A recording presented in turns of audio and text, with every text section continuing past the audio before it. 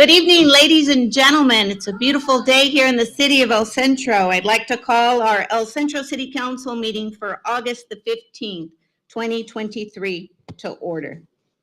Madam City Clerk, please call the roll. Councilmember Carter, Present. Councilmember Oliva, Present. Councilmember Garcia, Present. Mayor Pro Tem Marroquin, Present. Mayor Cardenas Singh. Present. Thank you so much. At this time, I would like to ask if we could all rise and invite Ms. Oliva, retired school teacher, to lead us in the Pledge of Allegiance.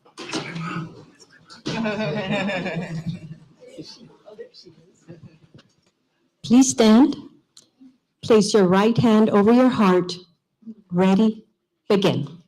I pledge allegiance to the flag of the United States of America and to the republic for which it stands, one nation, under God, indivisible, with liberty and justice for all. Thank you. I'll ask to please remain standing as we are led with an invocation from council members, Ms. Sonia Carter. Please bow your heads.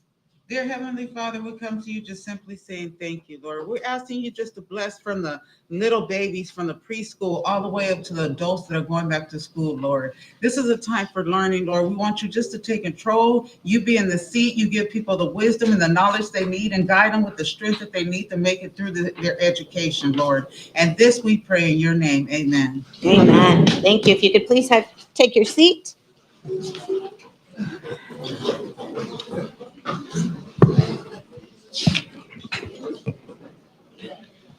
All right.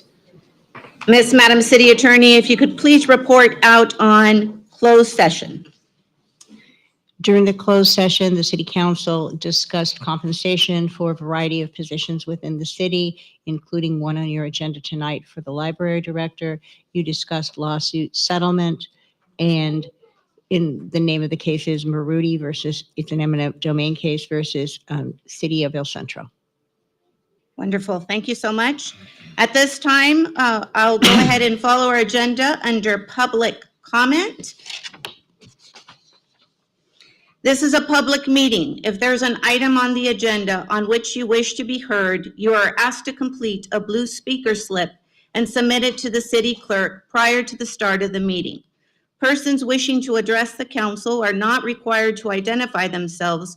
However, this information assists the mayor by ensuring that all persons wishing to address the council are recognized and also assists the city clerk in preparing the city council minutes. When the item is announced, your name is called by the mayor. Please step to the podium and state your name for the record. Unless the mayor extends the time, there is a 3-minute time limit for each public presentation. If you wish to address the council concerning any other matter not appearing on the agenda, you may do so during the public portion of that agenda item. However, you may not show a visual presentation without review of the material. If you do so, you will be considered out of order. All right, Madam City Clerk, I do have one blue speaker slip. Is there any others or anyone indicating remotely? None, Mayor.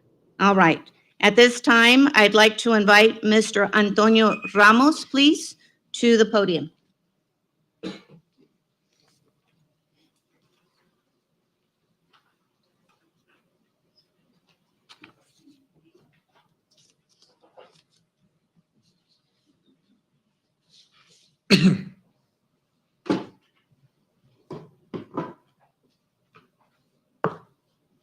Good evening, council and audience. My name is Antonio Ramos. I've been here in El Centro since 1980. And although I wasn't gonna speak about the issue in hand publicly because me and your city manager talked about it. It's a concern that happened at El Centro Regional Medical Center. And I'll leave it at that because there's a lot of personal stuff, especially my medical and other mental issues that I have. When I was in the Air Force, I ended up getting PTSD, and that's nothing to be ashamed of because it happens. People that have that should get help, and I encourage them to help because nobody's going to look down at me because I have that. Of course, I have other medical issues that I inquire to, and what we need as veterans, we don't need sympathy and flowers at our funeral. We need action and compensation. Not me so much because I'm still walking even though it's with a cane. But a lot of people, friends of mine that came from Vietnam era war have died. What good is it to serve your country 50 years later? I'll be 75 and 76 in November. We still can't get compensation. So I wrote a letter to the editor on Memorial Day, Veterans Day of this year, and I hope you read it. But if I just may be real short, part of what I want to read is that it says that, and this was a statement made by J. Edgar Hoover, president, back in what was it? I can't remember the date, but anyway, it says 1929 to 1930, but it says, older men declare war, but it is the young that must fight and die. And it is the youth that must inherit the tribulation, the sorrow, and the trials that are the aftermath of war. And it is true, because I would serve my country now if I could, but they're not going to accept me because I can't run or walk. But at the same time, my spirit for my country is very strong. You know, it doesn't matter if you're black, white, or brown. It's what you have in your heart. And I wrote this letter because still, years after, people that have had psychological drug problems are still not getting help. And I always wish that the public, if they have a chance to read my letter, would call their representatives in Congress or here locally to see if we could get help. And I wrote it more for my friends than I did for myself. You know, life, they say, is hard, but what good is it to be happy and a millionaire on earth when we're bankrupt in heaven? You know, there is an afterlife after this, and I do believe in God, that He died for our sins, that He died on the cross. If it wasn't for that, there wouldn't be no earth right now. And I tell you that, people, because sometimes they say you can't speak publicly about religious issues, but these are my 3 minutes, and I do that to save the people here, especially the younger kids here, that don't really understand what I'm talking about. How Mr. many minutes do I Ramos, have? I apologize. The buzzard already went off. If you could please It's just, over? yes, if you could just close out. Okay, all I want to within the do last is say 10 that seconds. the letter I wrote to the council, I'd like to give copies to the council, and the clerk, and your attorney. If all of them, Mario, if you, yes, Mr. Ramos, I there's have five. received it as There's, well. 1, 2, 3, 4, 5, and one for you, Mr., and one for your attorney. Thank you, Mr. Ramos. I Thank you. did I hope it receive it was as more well. minutes, but I'll go along with whatever. Yes. Oh, one other thing too. I wear this hat sometimes because I am very proud of it. I wear it very humbly. But then I wore the one with God, which says push for prayer, because it does happen. And the end of it was that there was a church that was spared in Hawaii. Everything else got burned, and it was a Catholic church. It doesn't matter what church it was, and nothing else happened. So God was present there. Thank you very much. Mr. Ramos, before you leave, I just want to go ahead and share with you that we have Oh, received yeah, your letter. We have received Cedric was going to photos. share. Our city manager, please, if you could give us an update. or council Madam an Mayor, update. so we've been working with El Centro Regional to address the concerns that were brought up by Mr. Ramos. And also, I had a good conversation earlier today with him. We'll be meeting tomorrow at 11:30, and we'll further discuss this matter. Hopefully, we can find a resolution that's, that fulfills his needs, and we're able to take care of the situation for him. Mr. Ramos, I am the daughter of a Vietnam veteran. On behalf of our council, we thank you for your service. Thank you. Thank you. And you're also young. Thank you.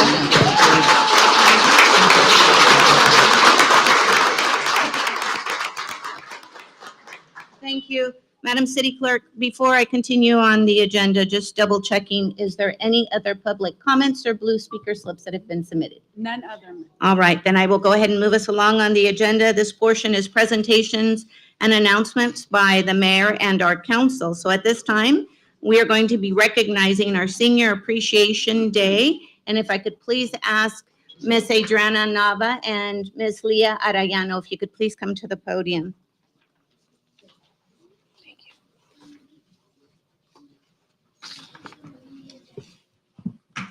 Thank you. On August the 21st is National Senior Citizen Day, in which we recognize the achievements and the contributions of the more mature representatives of our nation. Throughout our history, older adults have achieved much for our families, communities, and our county. It is with great gratitude that we appreciate the great effort that is being provided by our senior citizens, and most of all, I'd like to take this opportunity to highlight and showcase the great work that happens at our Adult Center. Thank you, Mayor and Council. Ms. Leah Arellano here does a great job at our Adult Center. Our programs are packed with activities, and now we are here spearheading an Adult Center-led program that will be for our entire county to promote services for our seniors. But not just that, it's going to be a fun event. So I'll let Leah take it away. I know some of our participants are also here, and we invite everyone in the community to come to attend the event that's scheduled later this month. Hi, yes, good evening, Mayor, members of the council, members of the public. Yes, we are excited. We are teaming up with various organizations throughout the county, the Housing Authority of Calexico, ECRMRC, Catholic Charities, the Imperial County Public Administrator's Office, Calexico Wellness Center, Behavioral Health Services, and Pacific Southwest. I'm excited because it's the first year we're doing this, and I do invite everybody 16 over. Anybody younger is also welcome to come. We don't discriminate. Mr. Ramos, if you would like to join us or join us at the Adult Center, we'd love to have you anytime. We're open 9 to 3, Monday through Friday. But National Senior Citizens Day was something that was created by President Reagan in 1988 when he signed Proclamation 5847. And this day was created not only to raise awareness about all the health issues, but also to celebrate, to honor the accomplishments that seniors have done, and continue to do. As we know, seniors are changing. They're not just somebody who's retired, plays golf, doesn't do anything. No, our seniors are very active, and we're trying to keep up with them. So having this senior day where it's going to be a lot of fun, there's going to be games, food, prizes, raffles, dancing, you name it, we got it. So Right. I hope everybody comes. It should be a lot of fun, and I hope to see everyone there. Wonderful. I'd like to take this opportunity on behalf of the City of El Centro. This is a certificate of recognition for Senior Appreciation Day, August the 21st of 2023. Senior Appreciation Day recognizes seniors who have spent their lives contributing to society and have impacted everyone's life for the better. So with that, I'd like to go ahead and present you with this certificate.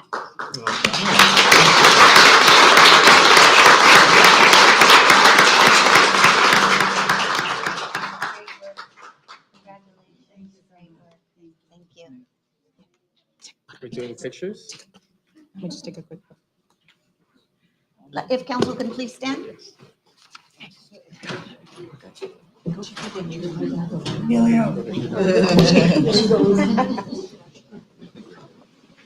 We asked for a drone and we got a wand. Our photographer's got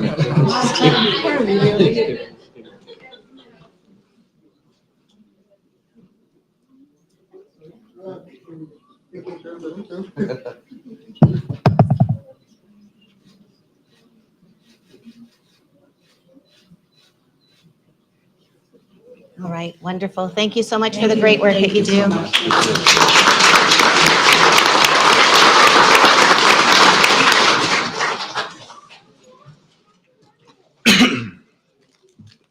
Thank you at this time.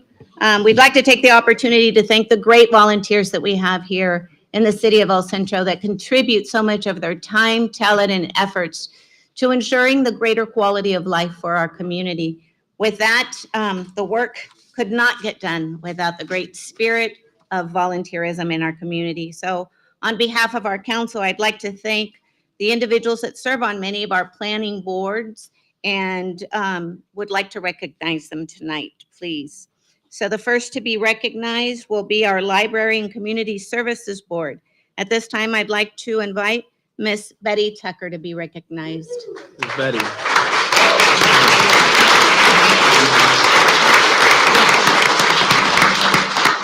Miss Tucker is a firecracker. She makes sure that things get done. Ms. Tucker, I'm going to go ahead and hand you your certificate and ask you if you could please stay at the front so we will do an entire picture of the entire board.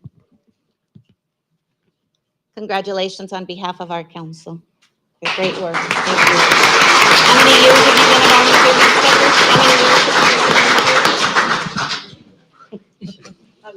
A long time. All right.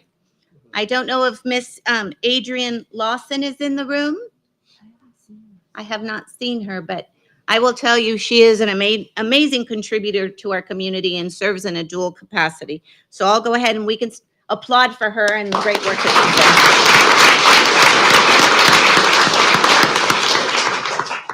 she's done. I'm taking the opportunity now to recognize Mr. Victor Sasueta, and I don't know if he's in the room.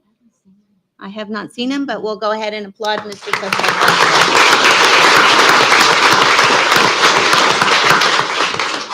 All right. Recognizing Dr. Richard Ryan, and I don't know if he's in the room. There he is.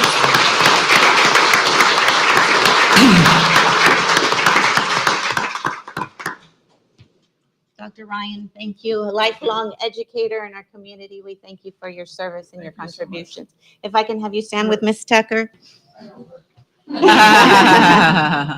We'd like to recognize Janette Cruz.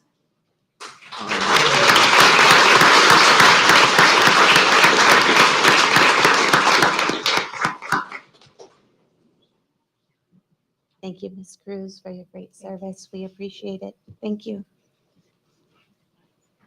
I'd like to recognize Mr. Armando Lopez.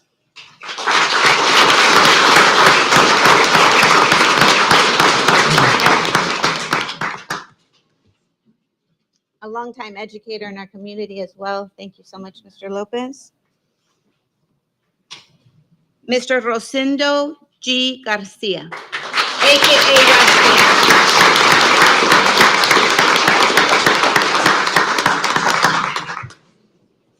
Good to see you, brother.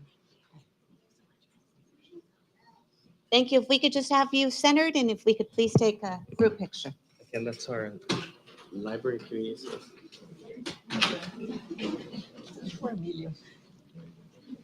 Oops.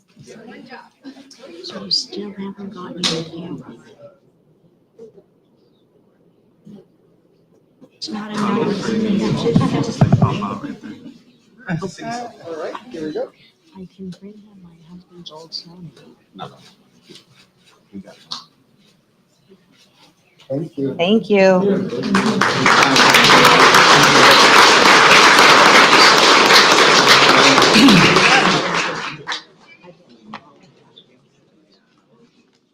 All right. Moving us along, we'd like to recognize our Planning Commission board members. I will tell you, a lot of the heavy lifting happens at the Planning Commission. As city council members, we really depend on our Planning Commission to ask all the questions that are necessary as they go through the vetting process on projects. So with that, we truly are partners in the blueprint and the growth for our city. So with that, I'd like to take the opportunity to recognize Miss Ashley Bertucci.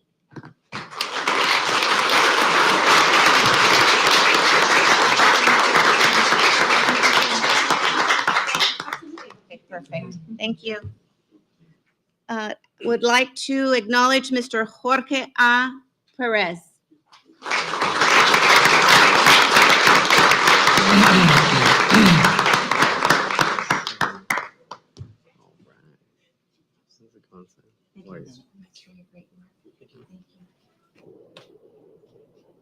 We'd like to recognize Diana Ortega.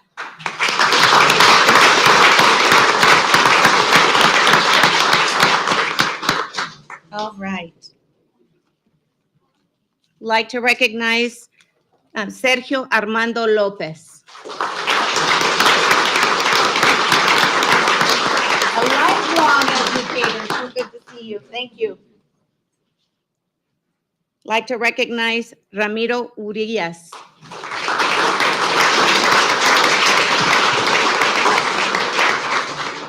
I know they're expecting a baby anytime, so I'm sure he's busy. Mr. Andy Alvarez.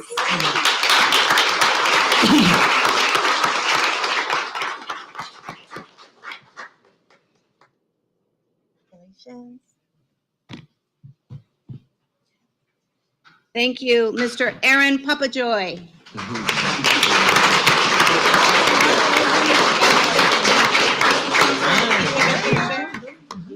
We can have you scoot down just a little so we can be centered. Great. Emilio, we're going to get you roller skates.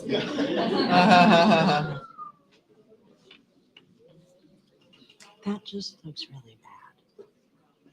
He's holding up his cell phone.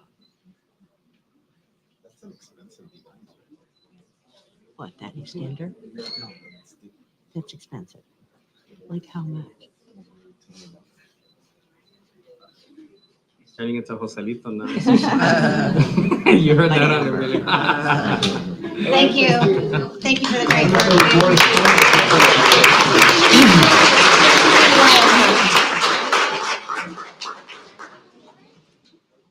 All right. Another very active board that we have here for the city of El Centro, always looking at opportunities for quality of life for our community and really having a strong focus when we talk about our youth. So with that, I'd like to recognize our Friends of El Centro Community Service Foundation board member, Mr. Todd Evangelist.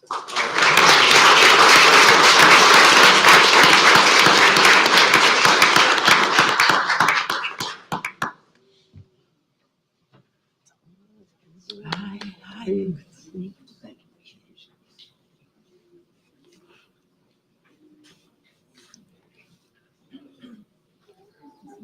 Is there any other certificates? For the board members. He's a one-man show. Yeah. Holding it down. That's not true. I would like to recognize Miss Carol Fisher.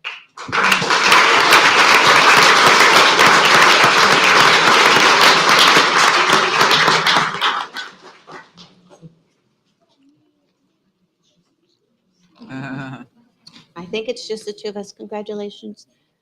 Do you recognize yourself? And of course, yes, myself. If we could please stand here, I would appreciate it.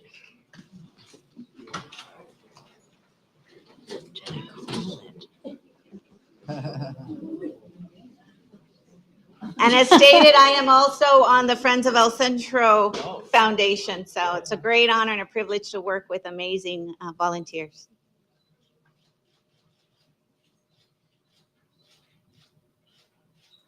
Thank you so much. Appreciate it.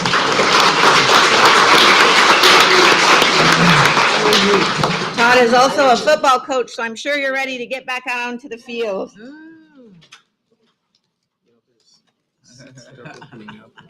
Yes, there are seats that are opening up, so if there's any individual that can no longer stand or would like to sit, this would be an opportunity to do so. Right here. There's two up front and there's a couple other over here, so anyone would like to have the opportunity to have a seat, this would be the time.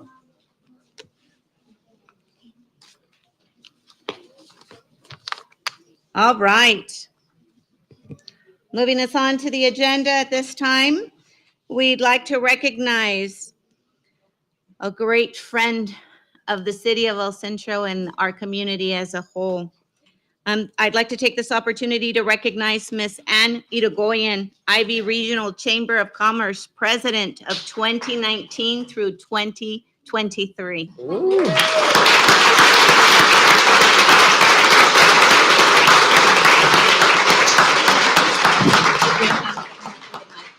All right, let's go ahead and take a picture. Emilio.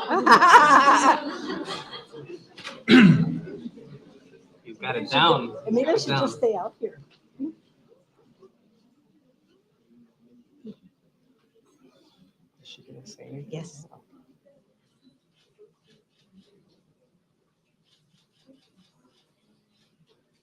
Great, Anne, if we could please invite you up to the podium. I'd like to just say a couple of words. All right. As Miss Anne works her way to the microphone, I will tell you, under your leadership, you truly are a partner to business owners in the community. You do the work that you do passionately and making sure that first-time business owners or long-time business owners always feel supported.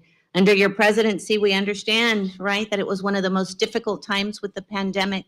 And I will share with you, you have truly shown stellar leadership, and we thank you for being flexible, nimble, forward-thinking, and making sure that you provided support to local businesses or owners during that difficulty. So with that, I please would like to go ahead and open up the microphone and give you an opportunity to share with us a little insight and words. Thank you so much. It just dawned on me that I'm a senior. Wow. It was 30 years ago that I moved to Imperial Valley, and it wasn't easy getting to know people. It's a very close-knit community who take care of each other. So the one way I found to get to know people in Imperial Valley was to volunteer. Now, despite what everyone thinks, I am not on every nonprofit in the Valley. I am on quite a few, and there's two main topics that I focus on when I agree to be on committees or councils or whatever we want to call the organizations. The first is, my first passion is small business. I'm a business owner, and it hasn't been easy. And anything I can do to encourage or help them make a success of their business is huge. I recently took a trip to Peru, and while I was there, I noticed, and our tour guides talked about it, that 78% of their business depends on tourism. So during the pandemic, that was especially hard. That 60% of their entrepreneur business owners are women. And that was also interesting to me. But then it dawned on me, we depend on tourism here. We depend on snowbirds. We depend on our wonderful NAF base people who aren't here all the time. My second passion is the youth. It's very difficult for me to say no to any organization that helps the youth in our valley. And that's because one day, and I've said this before, but one day, those are the people who will be taking care of us. So I think we need to give attention to them. I'd like to encourage, especially the youth of our valley, to consider opening a business or working in Imperial Valley. Honestly, there's a lot more here that all of you can do that aren't necessarily, the things that you think. Create something new, do something new, bring something to the valley that we've never seen before, and we will embrace you. That's how Imperial Valley is. I've spoken to many different cities, and I've lobbied in Washington and Sacramento over the years, and I've told them, you really, I know there's a lot on the news about us, the lowest, the highest unemployment and the lowest economic value.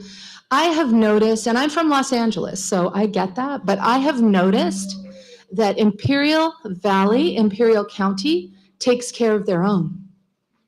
If there's a problem, if there's a concern, we bind together and fix it and make it better because we have such a passion for our community. I know that 30 years doesn't make me a native of Imperial Valley, but I definitely feel like a member of this beautiful community.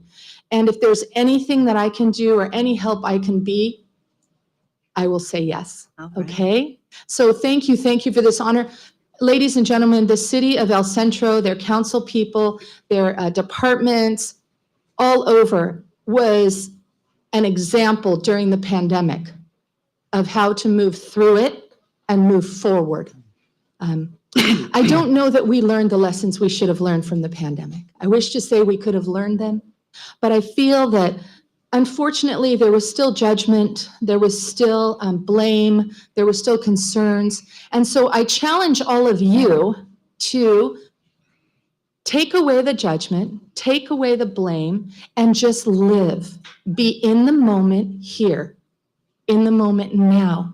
Because we are Imperial Valley and we are in one of the most amazing places in the world to live. And I've been all over the world.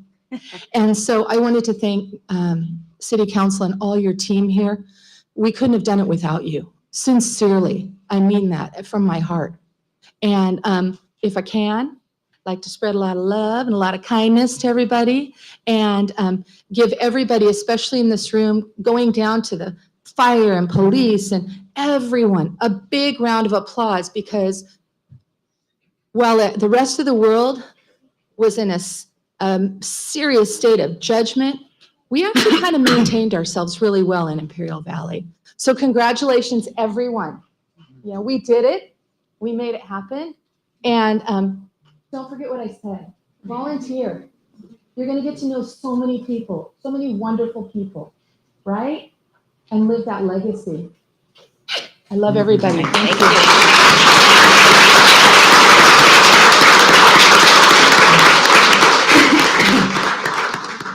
Thank you. As we get ready to recognize our Valley All-Stars basketball team, you know, I find something that's really interesting. As I go to meetings or I meet new people across the state, I always get asked, "Where are you from?" And I'll say, "El Centro." And they're like, "Where is that?" And so I always find myself, right?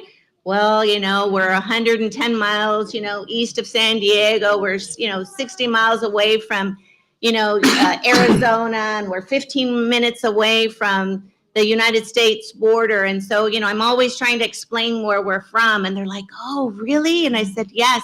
And you know what? Great things happen here in the Imperial Valley. And today, one of those recognitions and why we are put on the map is because of the caliber of students, sports leaders that we have here in our community that we're going to have the opportunity to recognize today. So today I'd like to recognize and ask our coaches to please come up. Coach Mike, Frank, Lalo, and Josh, if you're in the room, if I could please have you come up to the podium.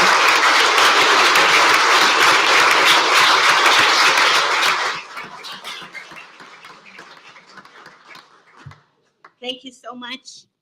I'd like to congratulate you for the great work and your dedication to all of our girls. Who should I hand that to? All right, ready for a picture, and then we'll have an opportunity to. You work? Some.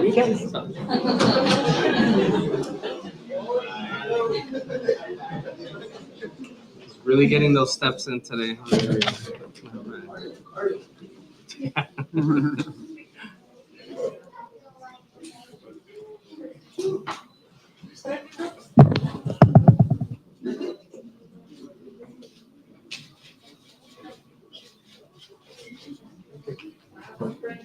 All right. If I could please have you go to the podium. Yes, please.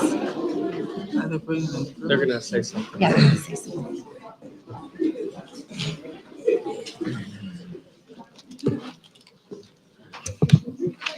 Now, I want to just share quickly, as I was getting information about the team, this Valley All-Star basketball team, what I learned and heard was it's been 2 years in the formation of this amazing team.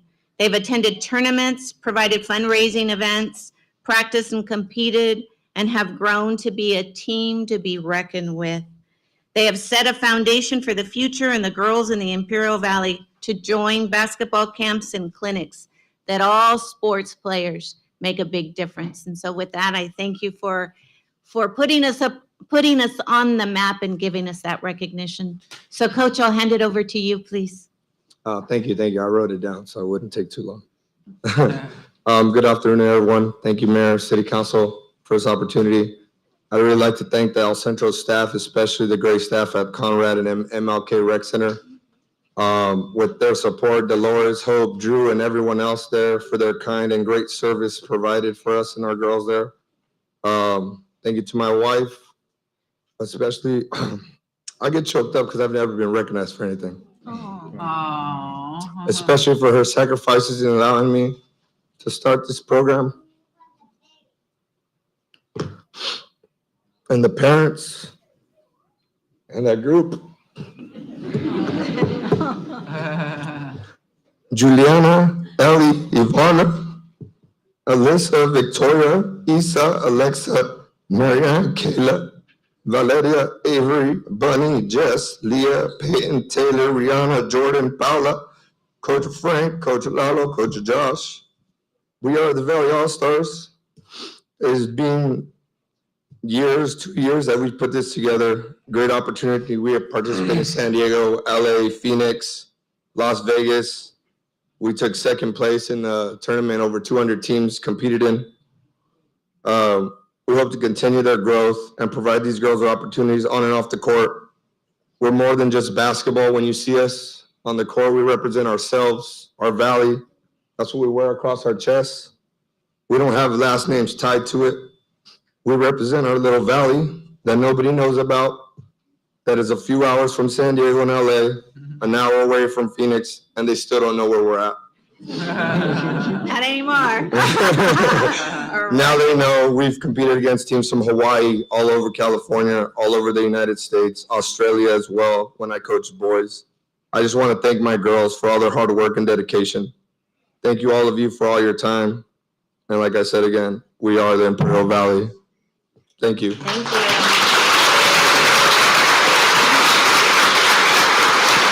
All right. So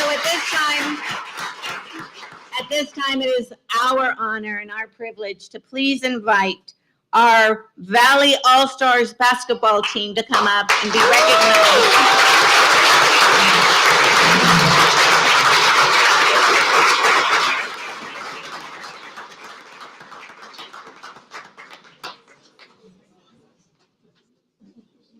We might have to do a double row. Panorama. So I'm gonna have to kneel in front. Mario, the microphone. Oh, thank you. No.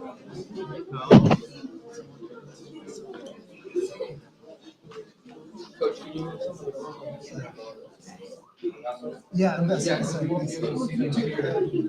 that's when I said a drone. You need a drone. Uh-huh.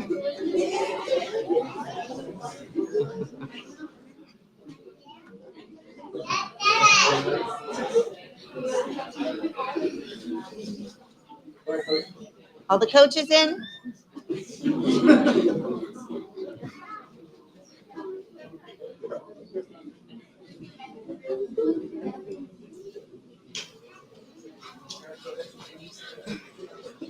All right. All right. All the moms and dads, did you get your picture? Everybody has their picture. Okay.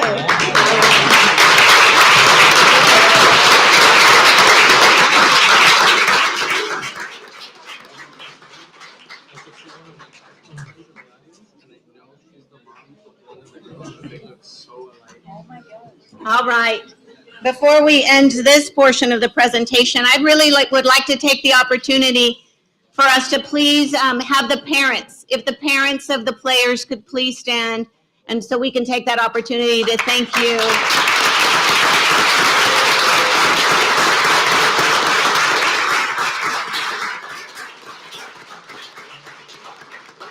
Thank you so much for the endless hours that you put in as you work on the foundation for your daughter. So congratulations. Thank you so much for representing us well.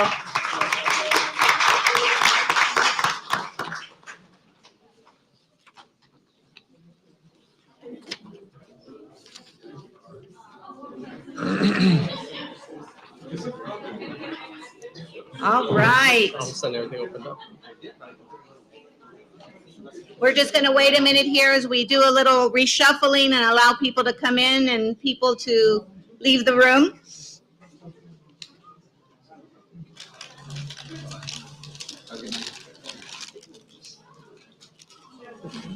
Yes, they're so beautiful. All right. I tell you, the energy in the room today, we're in great hands when we think about the quality and the caliber of individuals that come here from our El Centro and putting us up on the map and making sure that we're represented well. At this time, I would like to invite Miss Brianna Estrada. Miss Estrada is the coach for the senior dance category World Dance Championships for our young ladies, We Don't Play, and for Pink Spice. Miss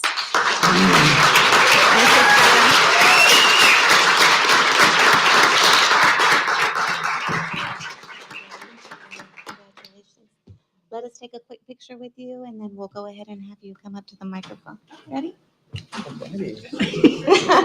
Here comes Emilio.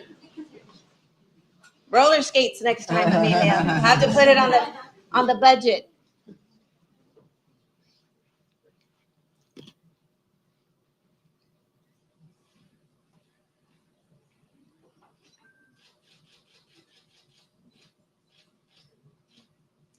Thank you. Coach Brianna, if we could have you go up to the microphone, please. Thank you, Coach.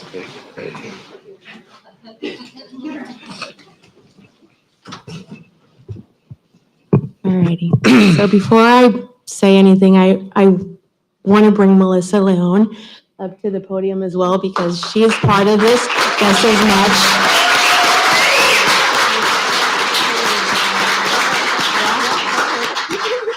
So I'll speak on behalf of the Station Dance Complex. We couldn't have done this without the girls themselves to make this vision come to life. Parents, we couldn't have also done this without your guys' support, financially and physically, taking the girls to each practice. It takes commitment from, it's a family. We want to thank you guys for inviting us and getting recognition for the dance studio and how hard these girls have worked. We represented the Imperial Valley in New York City. That is amazing. And coming from the dance community, I see a lot of familiar faces from the dance community, other dance studios. We love the support. I feel like the dance community here in Imperial Valley should be showcased a lot more because we have so much spirit here. We have so much love to give, just like all the other ones were saying as well. Like, we all agree with that. And thank you for that opportunity, and letting us showcase all the girls. Right, Go wonderful. for it. Hello, my name is Melissa Leon. I'm the studio director of the Station Dance Complex. I want to thank you for inviting us this evening. I'm really pleased to get this recognition for the girls and for the parents, that they've done an amazing job with this. We went to New York City 2 weeks ago, and we did represent the Imperial Valley the best way possible that we could. We took two different groups. We were able to take our senior group, level 2, and our junior group, level 1. Both of them got top 10 overall, so they both competed against 30 teams. We went against China, Australia, Canada, and all over the United States. So just right in the beginning, when the MCs were like, please welcome to the stage, the Station Dance Complex, all the way from El Centro, California. we went crazy. It was an awesome experience for the girls. It was the first time in the dance scene here in the Imperial Valley that we were able to take a group of girls to compete out of state. And honestly, I'm really proud of each and every one, and all the girls that they put into so many hours of practice just for 3 minutes on stage. So it's a whole 1,000 hours of practice just to perform those 3 minutes. The parents, for bringing them up and down to the studio, eating outside, and just, sometimes napping outside. I would see them. Thank you. We have amazing dance moms and dance dads at the studio, and obviously our community that we also, some of the girls got sponsorships from several of our community members. Super happy for that and for the support. And the stars are the girls. Honestly, the girls are the stars here. Thank you. Wonderful. Great.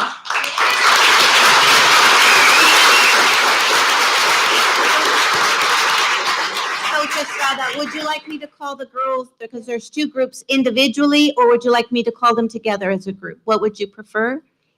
We have the 2 separate certificates. Individually, yeah. We could do Individually, individually. wonderful. At this time then, I would like to please invite, it is our honor and privilege to invite the dance group, We Don't Play. All right.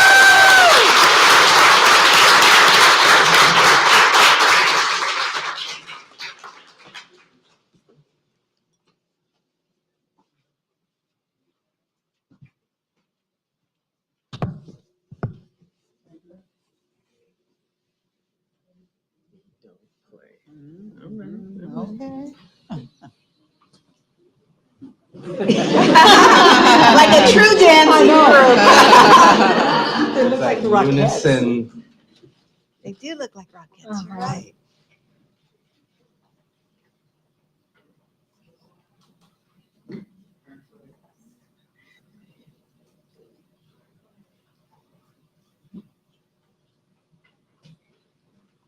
All right. Parents, do we have the picture? All right, congratulations.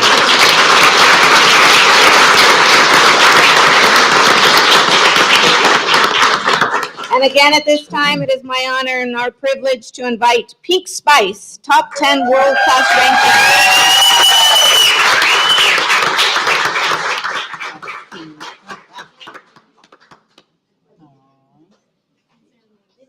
ranking. Here you go, little. Wow.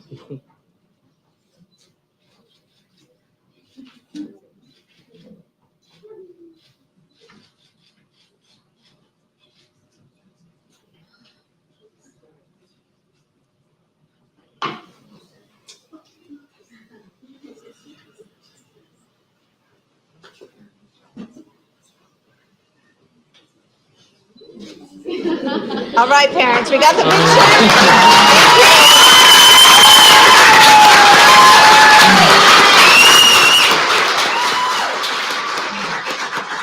Thank you, and at this time, please, if I could ask all parents to please stand.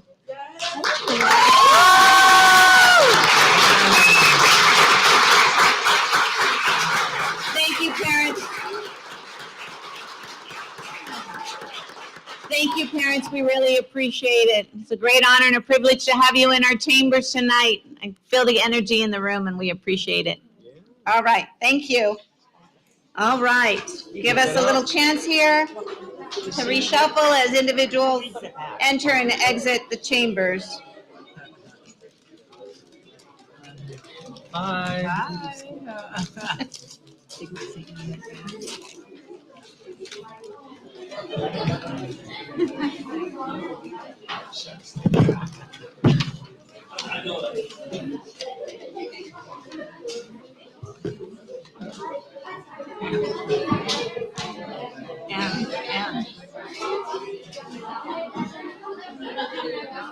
One of them was It feels so empty now.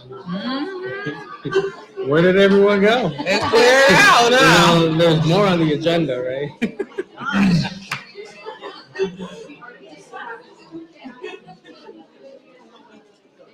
All right.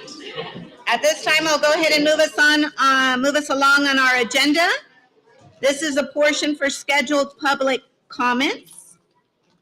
At this time, I'd like to please invite Ms. Sherry Cowie as our new Ivy Regional Chamber of Commerce President.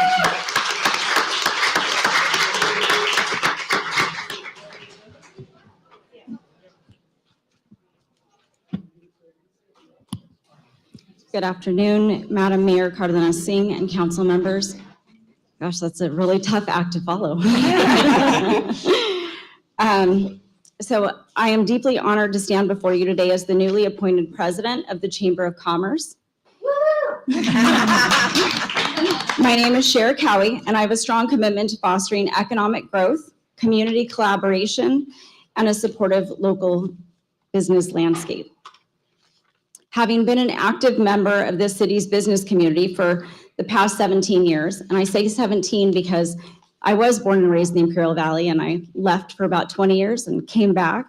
So I've witnessed firsthand the resilience and potential that our local businesses hold.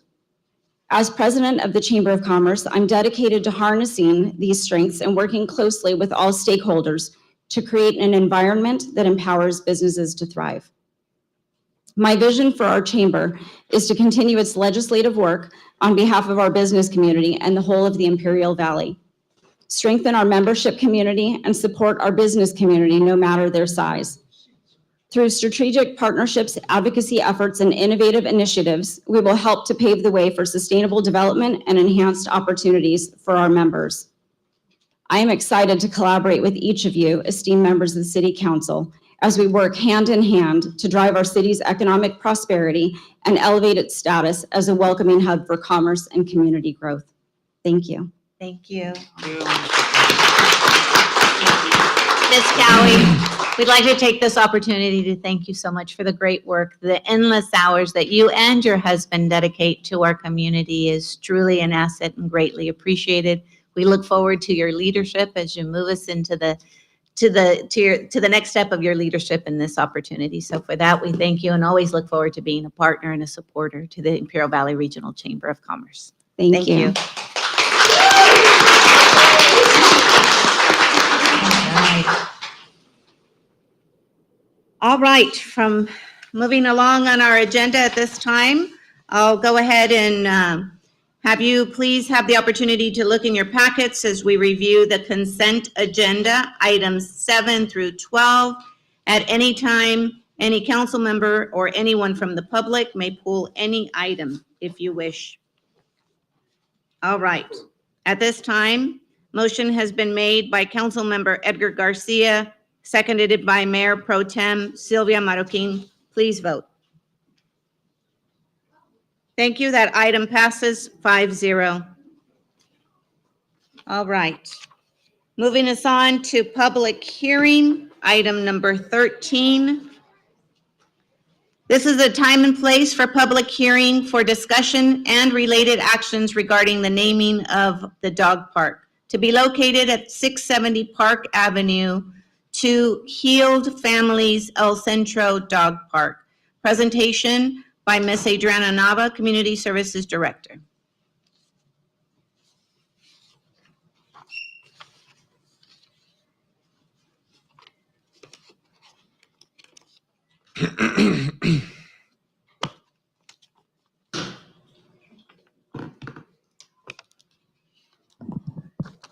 Hello, Honorable Mayor. I was having so much fun, I forgot that we were going to do this too. Oh, okay, my turn now. I do want to say before I get started that we have Mr. Heald and Miss Elise Heald here with us. You may recall that they were instrumental in us moving forward with the dog park project. The project, just to give you a little brief update, is currently under construction. The heavy lifting has been done, which was the installation of water and sewer for that restroom. So there were some recent street closures along Park. They're over. They did that work and they're moving forward. So with that said, you may recall that we have a policy to name facilities or to rename facilities. In this case, this park has been informally called Adams Park, but it doesn't have that name formally.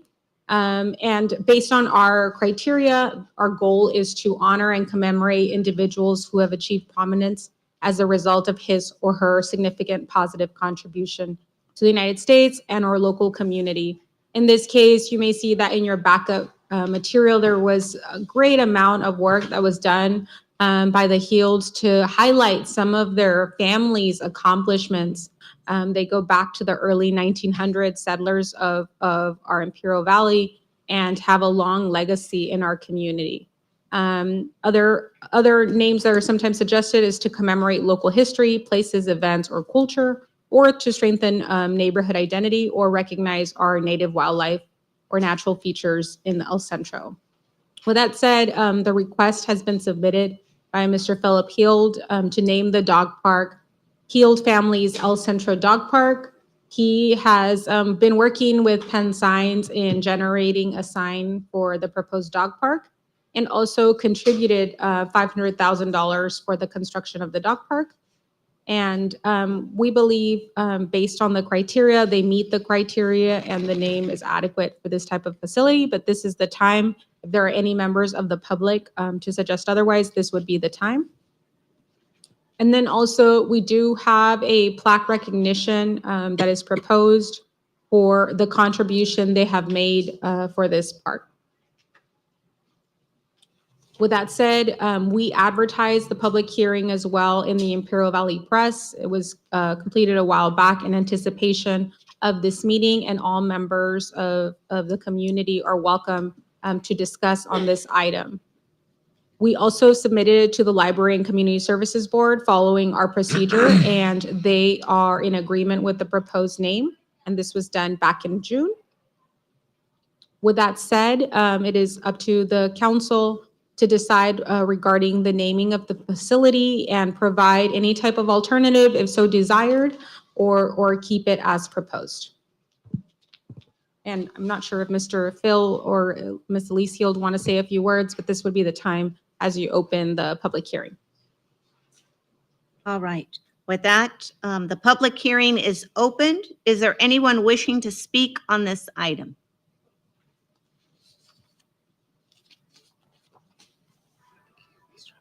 Yes. Mr. Heald, you. Mrs. Heald has the microphone. Mrs. Heald has the microphone. Here you go. Is it on?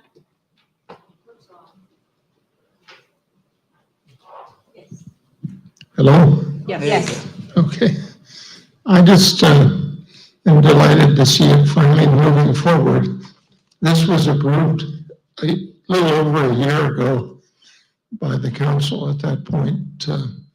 Not the naming, but the going ahead with it. And I feel that without our contribution, El Centro probably never would have been able to put together an item like a dog park there. And I think it's an ideal location with all the other recreational things there. And I know there are a whole lot of El Centro and other dog lovers that will enjoy using it. And I hope that they'll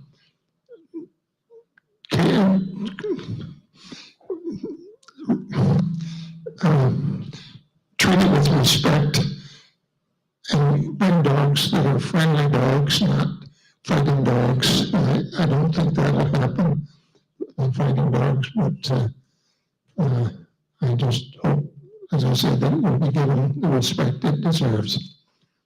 And I think we're due to open, maybe grand opening in September or November or October. Originally, I thought it was going to be in the spring of this past, but Hoping for the best, probably sometime this December. Very well. thank you. Thank you, Mr. Heald, for your kind words. Anyone else from the public? Madam City Clerk, do we have a blue speaker slip or? I just anyone- wanted to say, I'm sorry we missed the hullabaloo earlier. That looked like you had a huge gathering. That's great. That's Yes. fantastic. Thank They you. also seemed so happy when they left. Anyway, it'll be a perfect time for a family gathering down here for the opening of the dog park. And we appreciate all you all have done to support it. Thank you so much for your kind words, Ms. Heald. All right, Madam City Clerk, any? None, Mayor. All right, at this time then, this public hearing is hereby closed. And I will bring it back to council. Council, any questions or discussions on this item? I certainly do. Who wants to start? I'd love to start. I think that it's going to be a wonderful addition to the city. I thank the Heald family for their passion and dedication, not only for the dog park, but for everything that they've done in this community. And I would be the first to make a motion to have this named Heald Families El Centro Dog Park. All right. Mr. Oliva? Yeah, so I was envisioning a dog park many years ago, and I remember I didn't have necessarily the support at that time from fellow council members, and so seeing that this is now coming to fruition is great. I have a dog that I used to have to take to Imperial, and then we stopped because you recognize or you realize that not every dog owner takes care of their dog and doesn't necessarily teach them proper behavior. And so I felt like my dog was learning bad habits, just seeing how other dogs behave. And so I'm glad we're gonna have this. And you know, I do certainly appreciate the contribution that the Heald family has brought. And so this is not gonna be popular, but I will say that since the time that I've been able to be here and represent people, the message that I have received from folks is, why are we naming public spaces after individuals, right? And I cannot help but think that we accepted $500,000 from a family, and now we're going to name it after that family.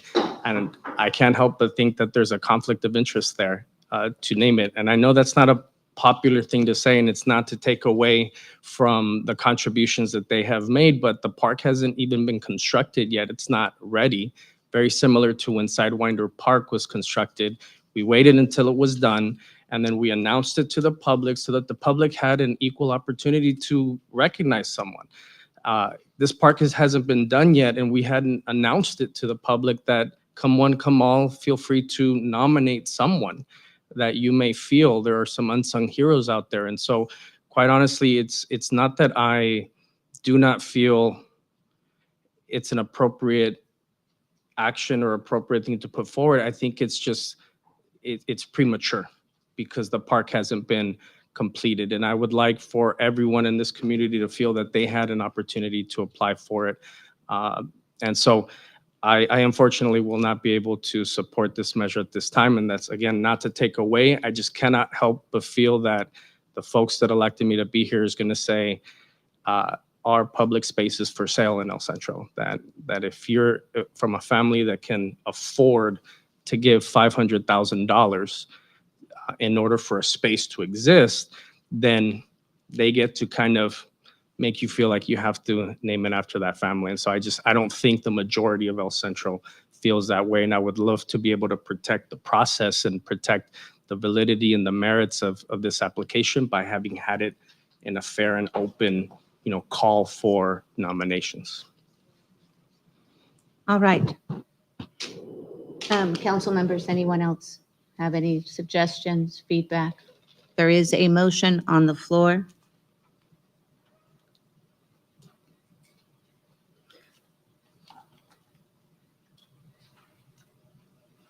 Madam City Clerk, are we, thank you.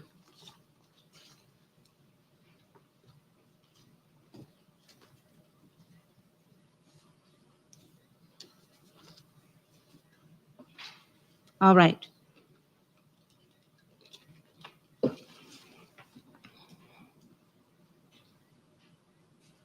Okay. Do I have a second?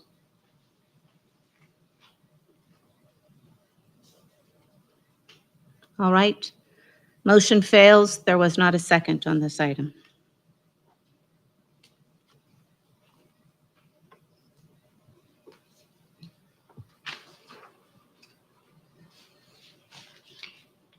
Right? Motion doesn't carry. All right. Miss Adriana? I think that we'll go Any through the direction process. to move forward or? Yes. Madam City Clerk? Yeah, Or we need Ma- direction. Or Madam Attorney?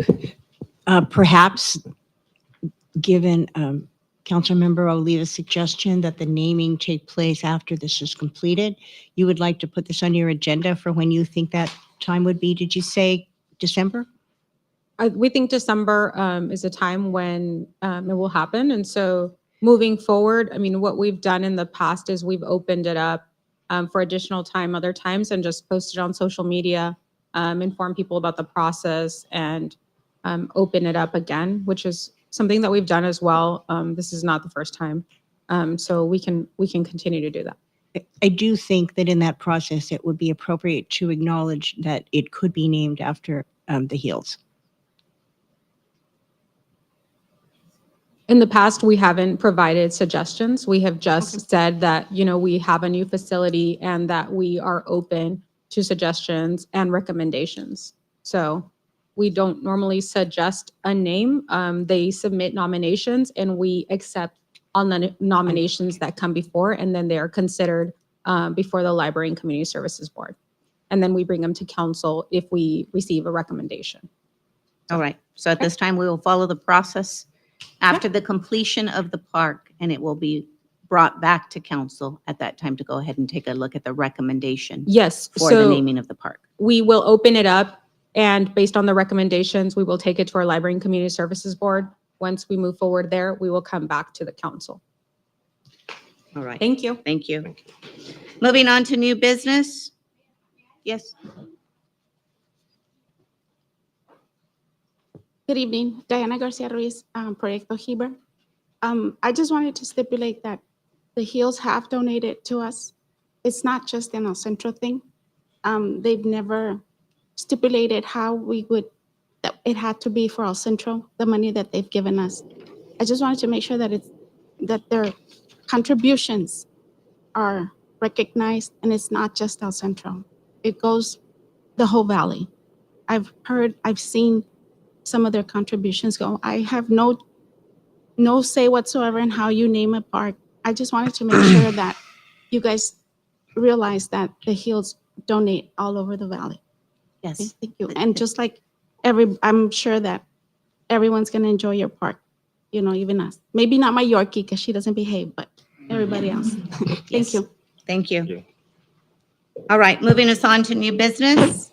Community sponsorship, El Centro Police Explorer Program, post 1908. It was just given to us, Mayor, the speaker slip. The speaker slip was just given to us. Okay, Yes. thank you. Would you like me to proceed? Yes, Madam Mayor? please. Okay. So, Madam Mayor, you have before the council tonight an item for discussion, necessary action, the Explorer Post Program Post 1908, which we have two advisors present here tonight with us, are requesting funds to actually travel to Riverside for the 2023 Riverside Police Explorer Competition. This would be a sponsorship for the attendance in October. Basically, what they teach and what they learn is they teach explorers how to be independent and work as a team as well. They also are taught the importance of personal responsibility and caring for others and their commitment to community. I'll put a little brief commentary here. Personal experience is that I'm actually proud to say that I was a fire explorer back in my early part of my decision to become a public servant. The cost for each explorer to attend is $120. At this time, they're looking at about sending 10 to 15 explorers to attend this particular academy. They are looking for a sponsorship of $1,800. The current community sponsorship fund has funds in the amount of $3,600 with the additional rollover of $3,889 from the 22-23 year into the current fiscal year for a total of $7,489.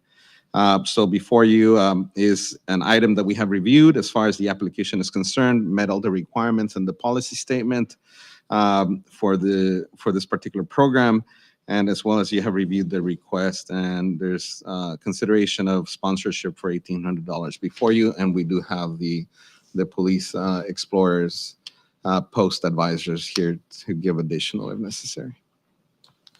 Good evening, Council. Thank you for giving us the opportunity to speak briefly about the Explorer program. My name is Adrian Chopa, Police Sergeant with the El Centro Police Department. There's several things that I help out with the police department, several different areas that I help out with, but by far one of the things that I'm the most proud of is being able to help with our Explorer program. I'm happy to report that our Explorer program started back in 2018, and it's since been thriving. Just based on my own personal knowledge and experience of law enforcement, having been employed with the department now almost 17 years, is an average size of an Explorer program varies from about 5 to 10. Excellent program is considered to have about 15 explorers in their capacity. Currently, the El Centro Police Department has 35 dedicated young men and women that are thriving in positions of leadership with the Explorer program. One of the other things that gives me great pride is that a lot of our explorers come from families, parents that have family in law enforcement.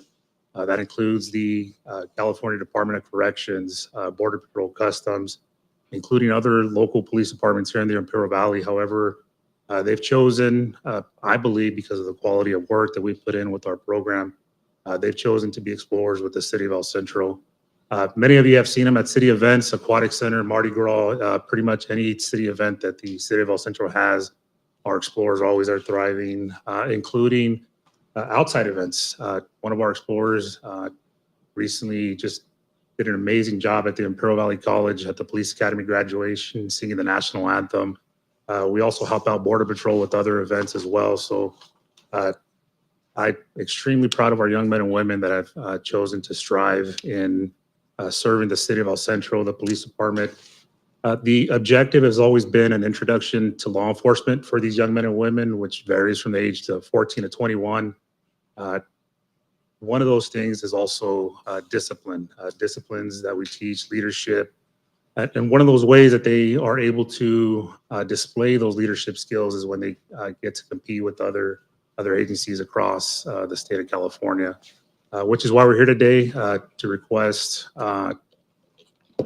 permission from the city to be able to accept those funds and help send our youth to that program mentioned earlier by Cedric Cesena, our city manager. To speak a little bit more about specifically about the details of the event that we're going to be attending or hope to be attending pretty soon, I'll turn it over to Officer Carlos Pinal, who's one of our senior advisors in the program as well. Good evening, Mayor, Madam Pro Tem, and council members. Police Officer Carlos Bernal. I'm one of the advisors, like just Sergeant Chopa said, in the Explorer program. Started maybe about 2 years ago with him. And ever since, I think it's been an honor to work with these young men and women. Just briefly, I don't want to take too much time away. This competition is going to be held in Riverside. It's going to be in October 7th and 8th. So we still got some time to prep. It's a 2-day event, right? And it's not just us competing. It's about 30 agencies, police departments, sheriff's departments, all across from the state of California. So we got our hands full there. Sponsorship, it's going to cover mainly the lodging, some of the food, and the registration fees, which is what the most cost is going to be. I can say that this competition does improve their discipline and them being committed to the city of El Centro residents. And I'm sure you guys seen how they participate in city events, and are we out there just helping the public, I would like for the city of El Centro, Mayor Pro Tem and Council Member to consider this application. Thank you. Thank you, Officer Bernal. All right, council, at this time, is there any questions that we have on the sponsorship packet that's before us? Thank you. At this time, first motion has been made by Edgar Garcia, seconded by Councilmember Sonia Carter. Please vote. Thank you. Item passes 5-0. Congratulations for the great work that you do. Good luck out there, guys. All right. Moving us on to item 15, Proyecto Heber, City Manager Cedric Cesena. Honorable Madam Mayor, we have an additional community sponsorship for Proyecto Heber. This is for your discussion and action. The balance of the community sponsorship fund after the previous sponsorship is $5,689. Proyecto Heber is a nonprofit organization that works around the Imperial Valley. Although their name says Heber, that's how the original onset of the program started. However, it goes beyond the community of Heber. They put on events throughout the community that helps the community, such as the back to school shoe drive, the annual turkey drive, as well as Mother's Day, to name a few. They are requesting a cash sponsorship for their inaugural gala that took place on August 4th. So it's already a past occurred event here. We have looked at the application as well as the requirements for the policy statement have been made or met, I'm sorry. You have also had the opportunity to review the request, and at this time before you for consideration as a sponsorship in the amount of $500. So in conclusion, we're seeking direction and any necessary action to make this sponsorship. Thank you. Fellow council members, any questions that we may have on Proyecto Heber at this time? All right. Motion has been made by myself, seconded by, who was the second motion? Mayor Pro Tem. Item passes 5-0. Thank you so much. Thank you, Ms. Garcia.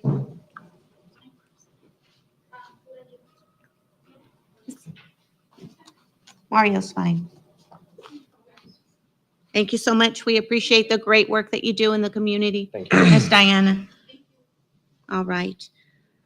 With that, moving us to item number 16, Community Sponsorship, Imperial Valley 9/11 Stair Climb Committee. A presentation by City Manager, Mr. Cedric Sisenge. Yes, Madam Mayor, thank you for the time. So before you now is the sponsorship request from the Imperial Valley 9/11 Stair Climb Committee. This, as far as the funding available under the Community Sponsorship Fund, after the prior sponsorship, we have $5,189 left. The IV 9/11 Stair Climb Committee is a nonprofit organization with members that represent fire, law enforcement, as well as other stakeholders within the community here in the Imperial Valley. Their priority is to continue their partnership with the community in observance of the annual memorial event during this weekend of September 11th, as well as honor and pay tribute to the heroes of 9/11. This year, they're requesting a sponsorship for the Stair Climb event that will take place on Sunday, September 9th at the Imperial Valley Fairgrounds. I will take this opportunity to see if any of the city employees will join me in taking part in this future event. The city manager's office has reviewed the application and the requirements of the policy statement. They have been met. It's been reviewed by the mayor as well, and the recommended sponsorship amount tonight is $911. So it's before you for direction and necessary action. Hi, good evening. Good evening, Madam Mayor, City Council members, community members. Thank you for the opportunity to speak this evening.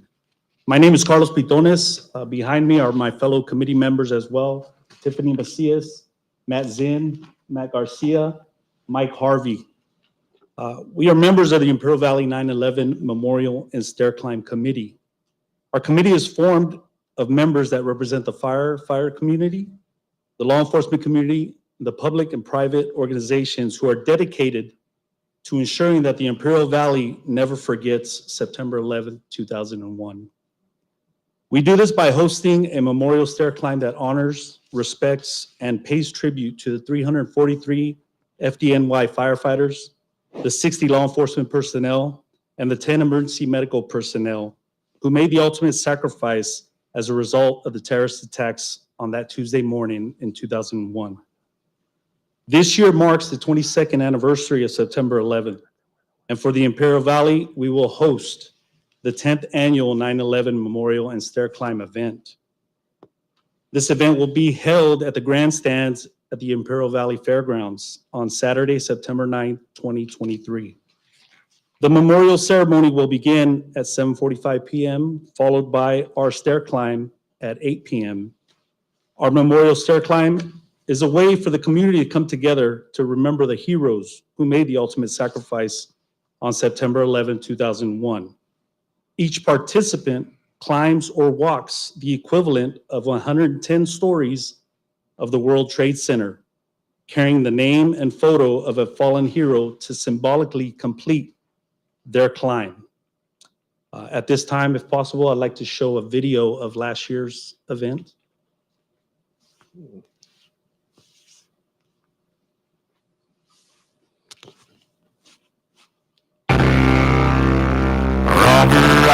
I give my life.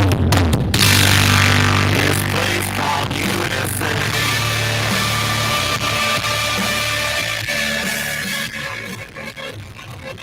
No other place that I'd rather live. Love my wife and teach my kids about the land of the free.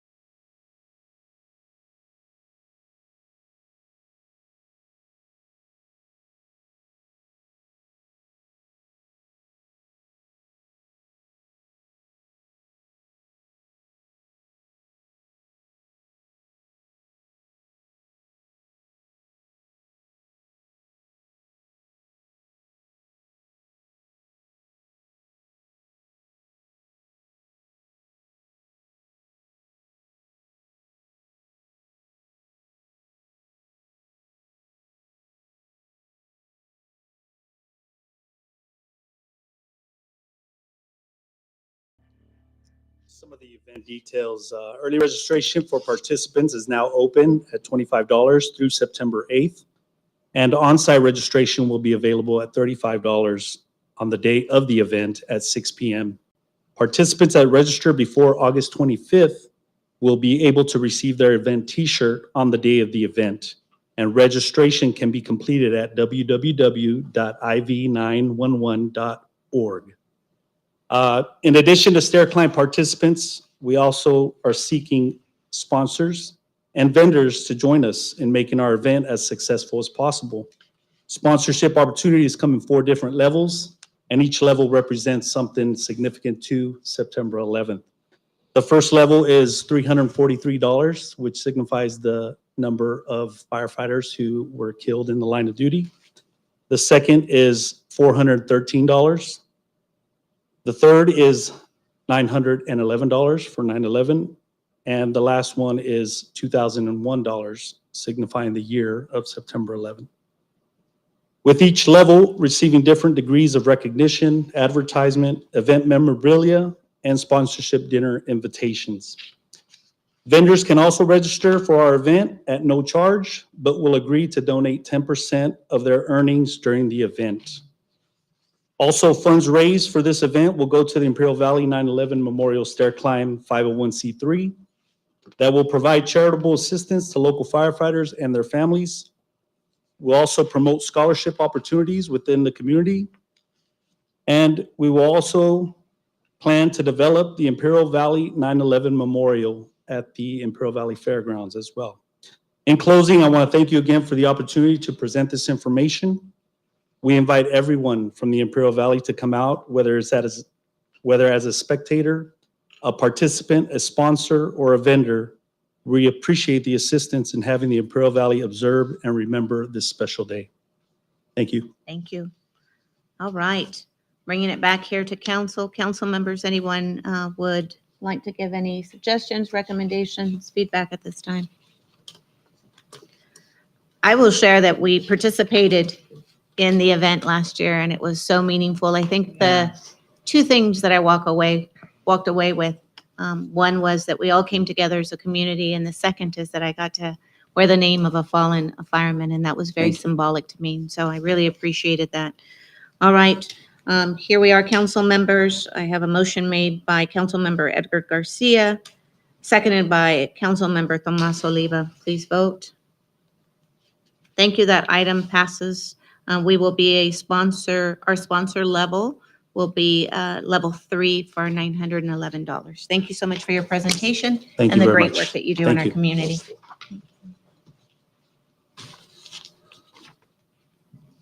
All right. Moving us on to item 17, which is the employment contract for the library director, Ms. Dulce Bedoya. All right. Before you begin your presentation, council members, this item sets the compensation of the library director. State law requires that when an executive contract is before the council for approval, the mayor must announce the salary and certain fringe benefits for the position. The library director will receive a salary of $123,660 per year, and asking for a car allowance of $300 a month. So Ms. Bedoya, I'll hand it over to you. Yes, good evening, Madam Mayor and council members. Here before you, you just said we have the employment contract for the library director. Compensation for this contract will be paid by the general fund.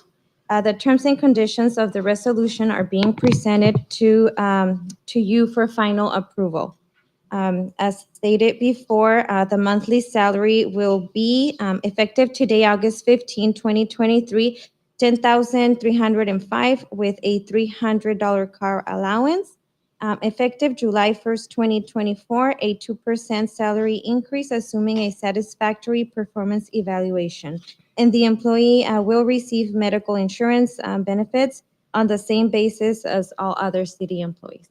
With that said, any questions or you may have? All right, council, this is before us. The item has been moved by Mayor Pro Tem Sylvia Marroquin, seconded by Councilmember Edgar Garcia. Please vote. Item passes 5-0. Congratulations, Ms. Carla.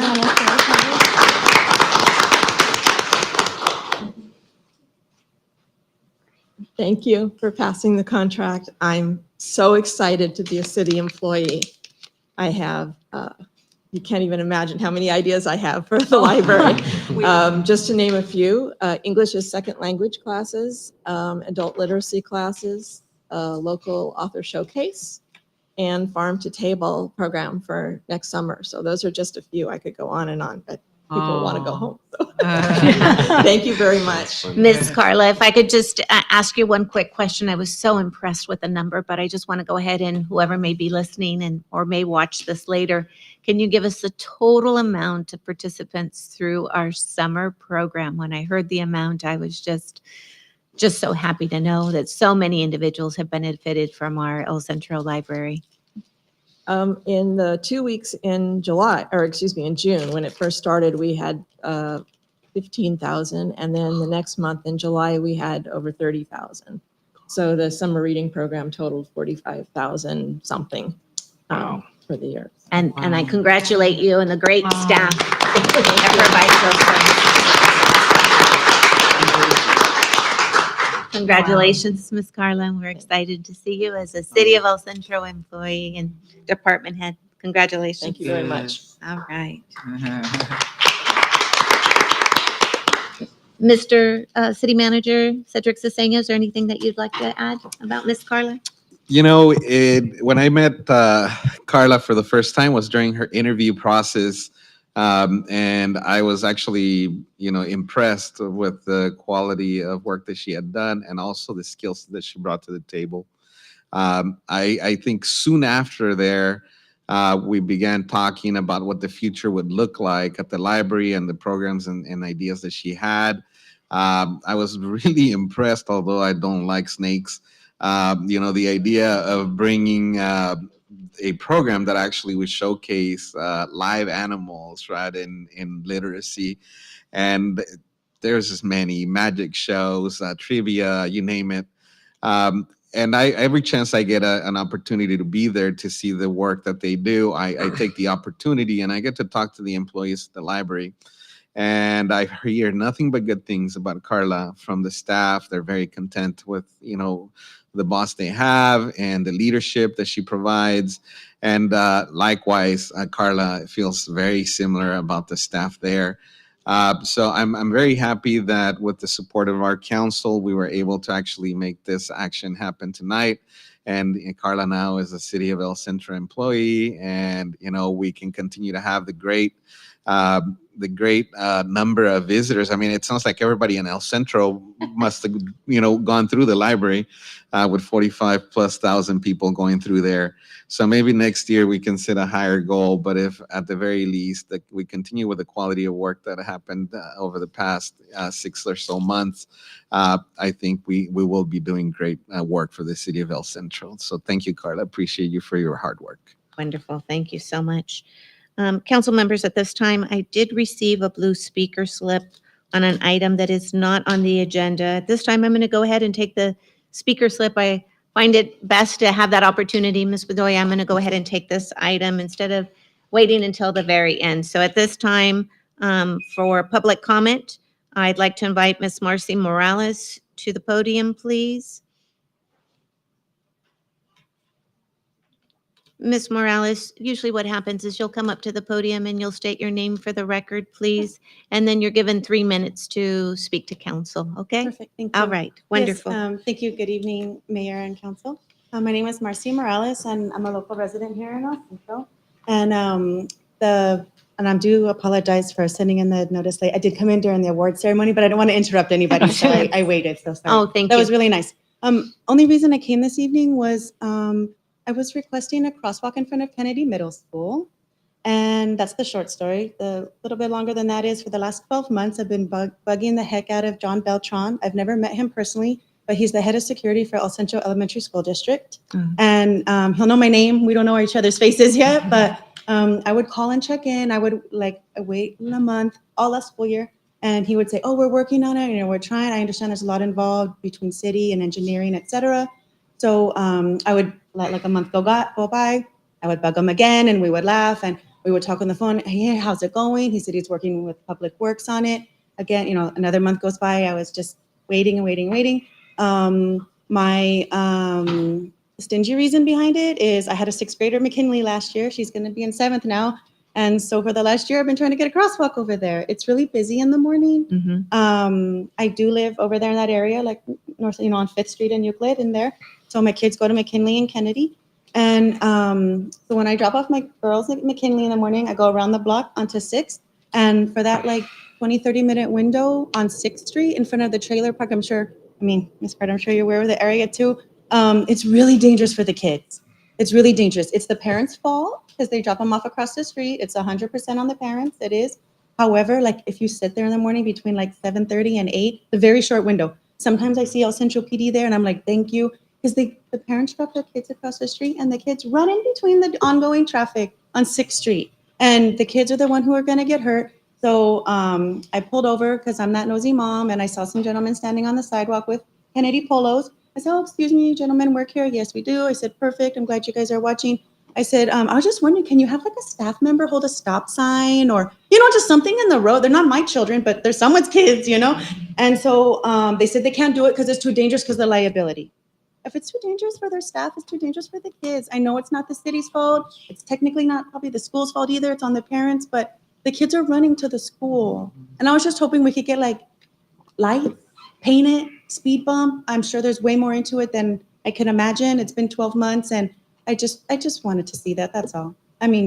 Again, I'm sure it's way more into it than I can imagine. So more recently, I spoke with a young lady over at the city because I tracked down a lady at the Public Works. I didn't bring my notes. I didn't get her. I have her name, but she was very helpful and she did say that it had been passed. Originally, they said that they didn't know who was going to pay for it, the city or the school district. So I was just a parent trying to be like help in the middle and see if there's something city council can maybe help with. Thank you. That's all. Thank you. Ms. Morales, I'll go ahead and direct this to our city manager, who will then follow up with Public Works on the status of this item. That is correct. So I already sent a text message to our Public Works Director to see whose wheelhouse it falls into. I was told it got approved, but that's all that I know. And I was told we were in line. Like there's a line of people who get that kind of work done first, depending on what, I'm not sure how that So works. we'll get to the bottom of it and figure out where it's at and what we need to do and maybe create a timeline for the completion of the work, right? It is, sometimes it does require more than just painting the roadway and things like that from the standpoint of like traffic studies and things like that. Absolutely. I was told Sometimes, buses had to be rerouted. I'm sure Right. there's way more into it. I just feel like for the safety of the kids. and we understand. They're the ones who would get hurt, so. So we'll if we can, we'll get I'll keep your. bugging your- John. I'm your- gonna keep calling him. He hasn't answered yet, so I don't you know guys who it. John is, but yeah, go ahead. Just kidding. I heard that, but I've never met him. Ms. Morales, thank you. We appreciate you being such an active and involved parent and caring for the safety of all children. So thank you so much I for your appreciate it. comment. Thank you. Thank you. Thank you. All right. All right, with that, I will continue with item number 18, CalPERS contract amendment intention. Ms. Dulce Botoya.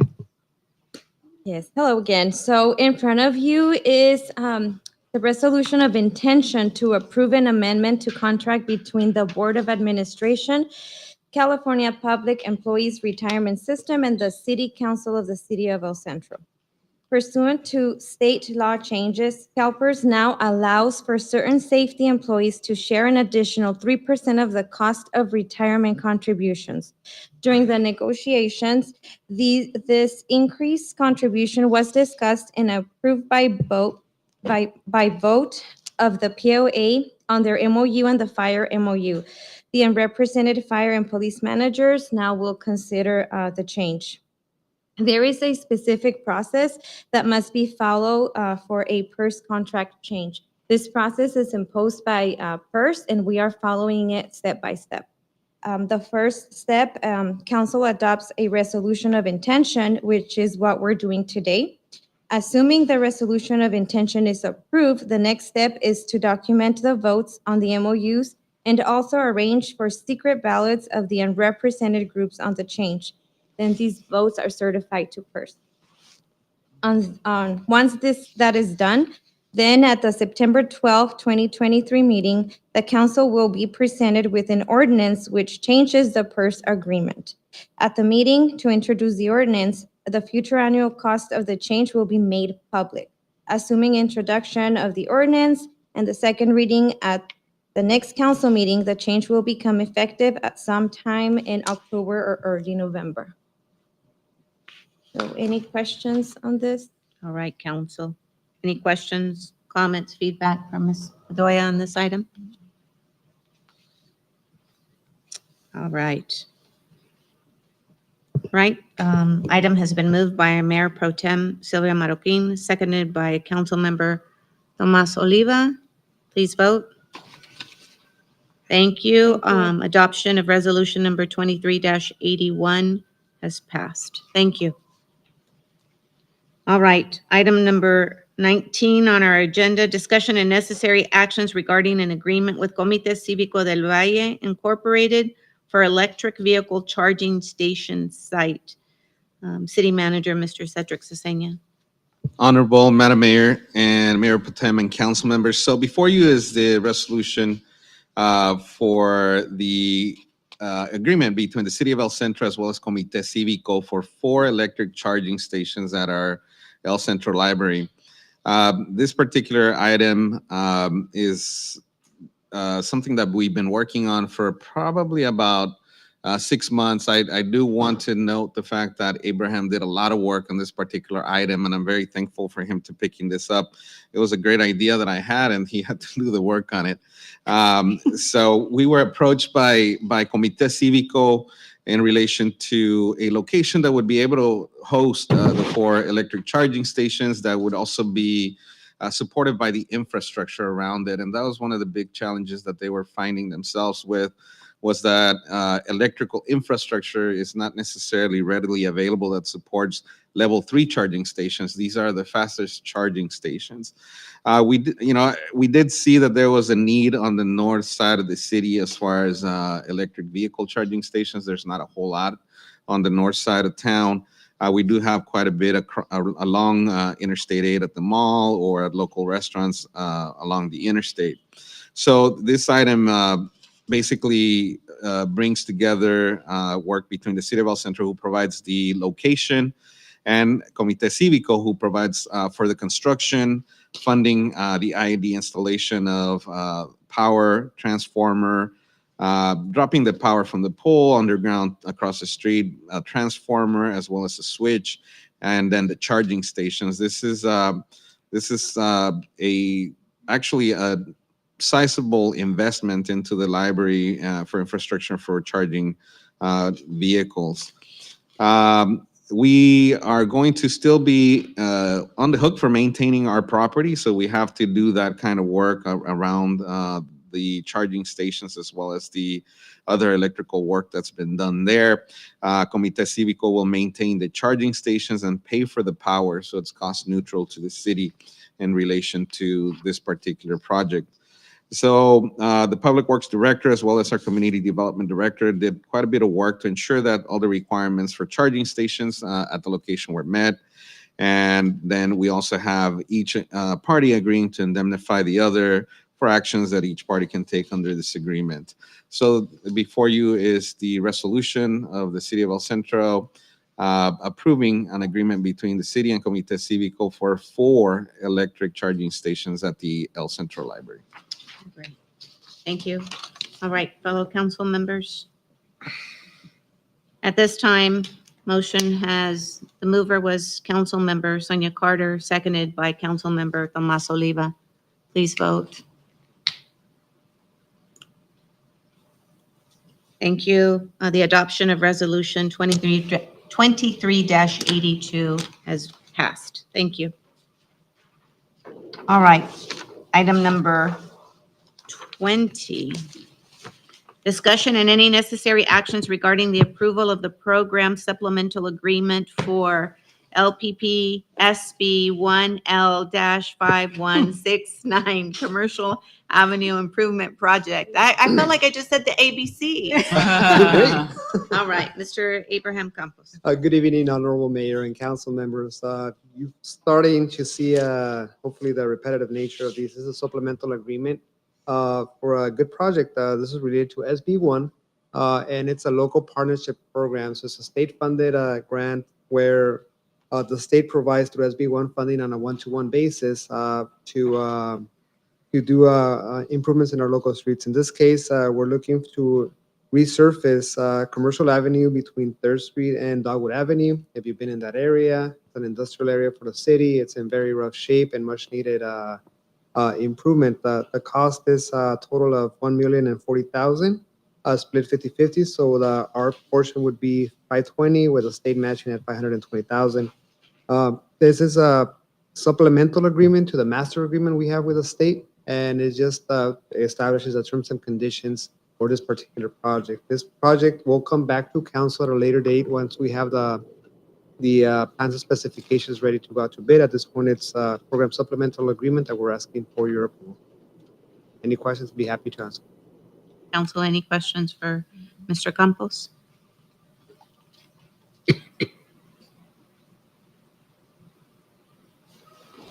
All right. Any questions? No? All right. So at this point, motion was made by Mayor Pro Tem Sylvia Marroquin, seconded by myself, Marta Cárdenas Singh. Great. Item passes. The resolution number 23-83. Thank you, Mr. Campos, for that one. And now moving on to agenda item 21, vacation of public utility easement of Jackson Court. Mr. Abraham Campos. All right, so thank you again. This is a vacation, not to Hawaii, and that's not a good spot right now. And I wish him all well over there.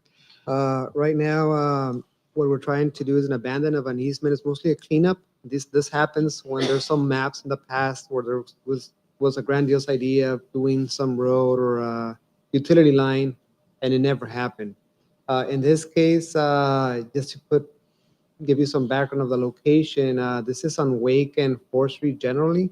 Was Jackson Court, a cul-de-sac that would exist right now going through Taco Bell and Point Power Sports.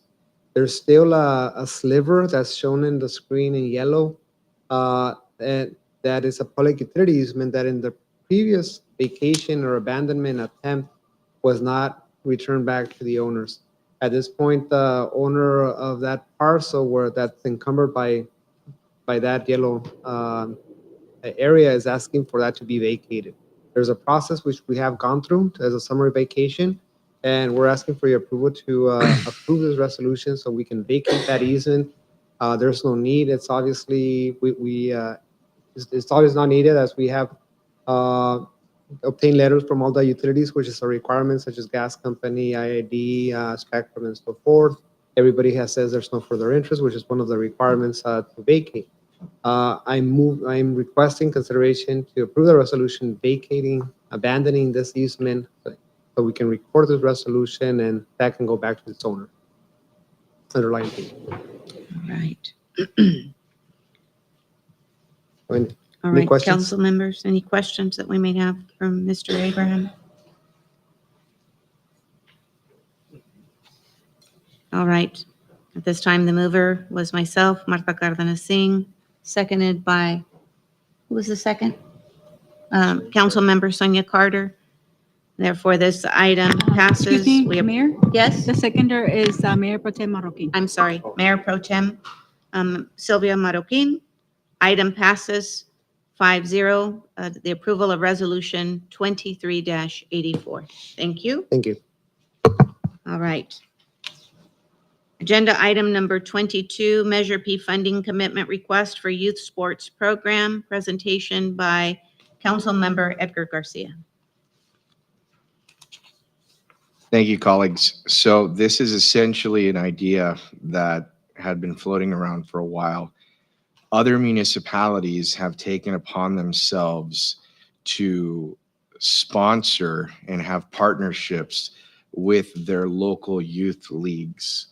This is something that I recognized in other cities through my travels and work with the League of California Cities. I had heard about this, I investigated it, and based off of the demographics and the economic difficulties that a lot of our residents have, a lot of children do not have the same opportunity to play these sports as anybody that can afford to do so. And what we see is something that it's startling, but also very, very wonderful in that our community takes care of these children anyway.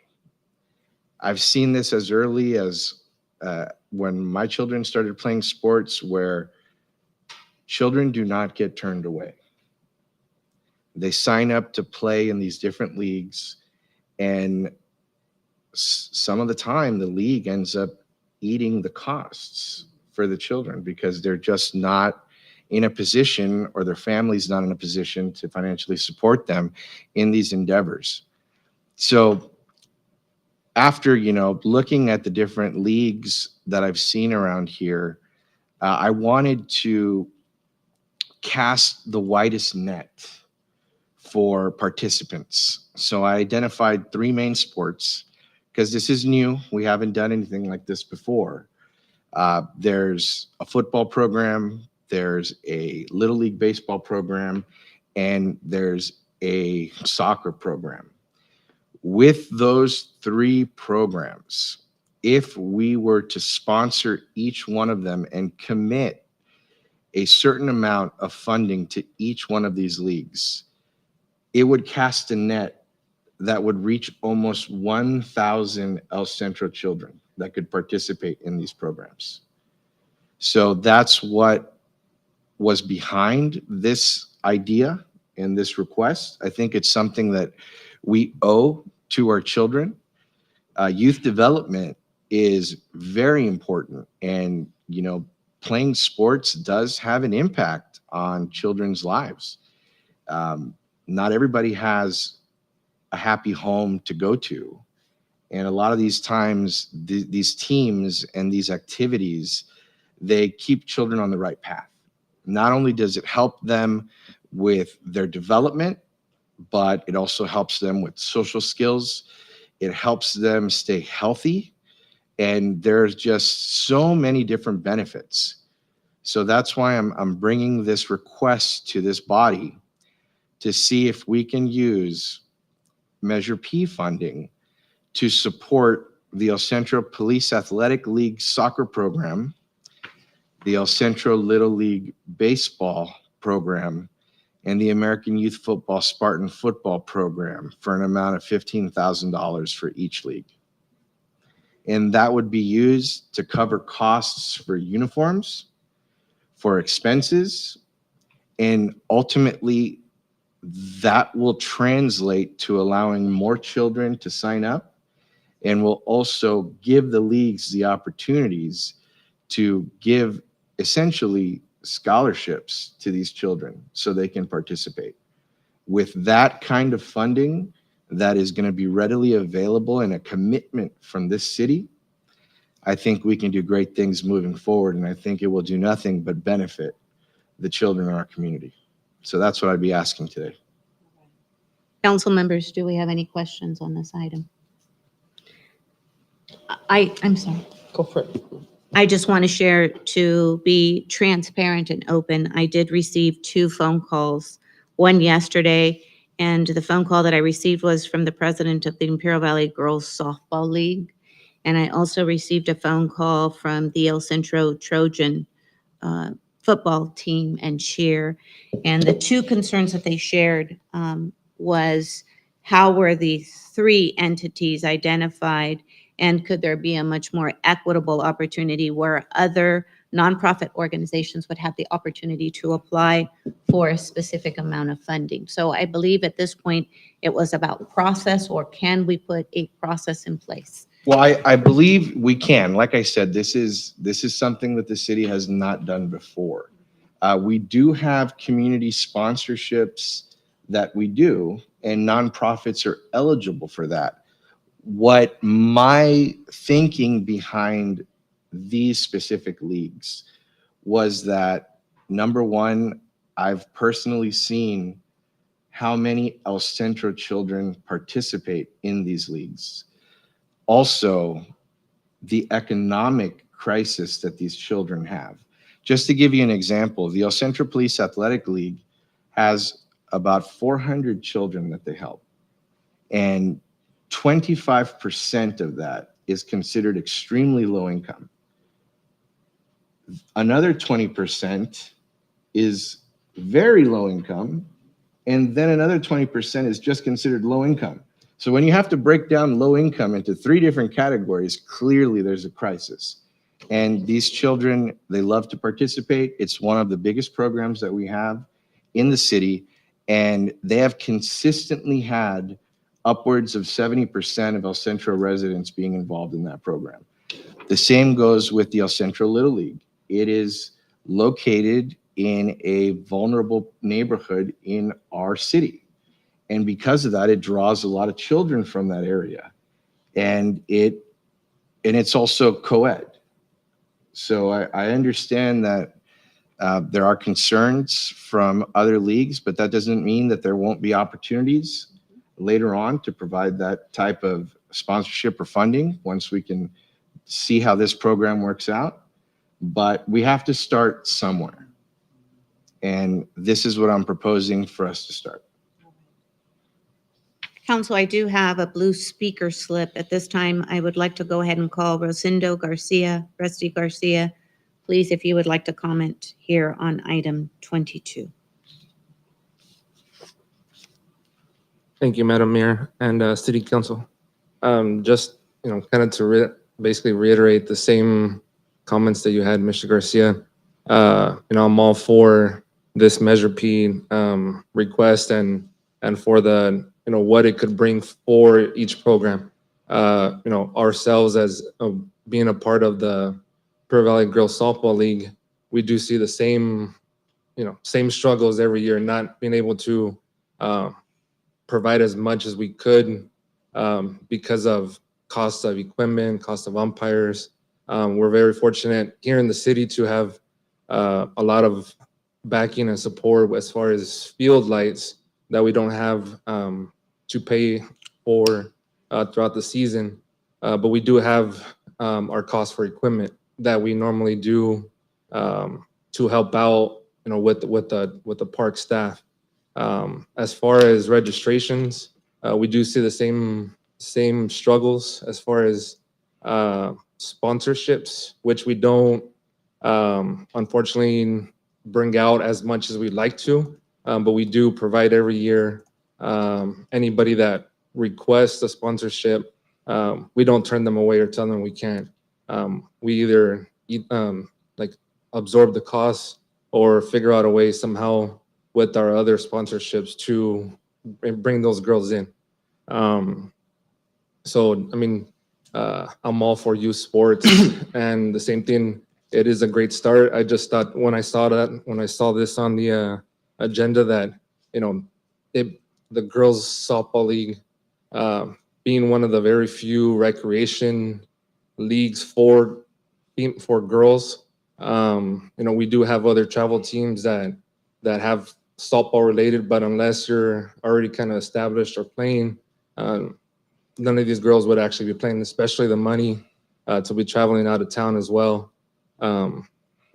Brawley, I think, is the only other recreation league that has one for softball, but it's very small and it's also only during one season, and we're able to provide for 2 seasons of softball, and something that, like I said, unless you're able to play in a travel team, then that's really the only thing that they're able to do. So again, I'm all for support for this measure. I just wanted to bring that up as far as our league in recognition. I understand too that we're not El Centro softball, so I do understand that part, but we do have quite a few girls from El Centro in our league, and so with that, thank you and appreciate your time. And just number one, thank you very much for your commitment to youth sports. I know that the work that you do, and I commend you for it again. There are other opportunities to get funding. My concern with your league specifically was that this is going to be a city sponsorship from Measure P funds, which is a city tax. So I needed to look at the demographics of the leagues.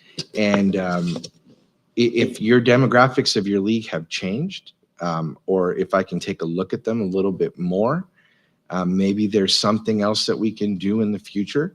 But the leagues that I identified were upwards of 70–80% El Centro residents. And that was one of the main characteristics, because we're using public funds. So they should be enjoyed by the residents here. And I know that El Centro residents play for your league. That's wonderful. And we'd like to do what we can. I'm just, like I said, this is a new program.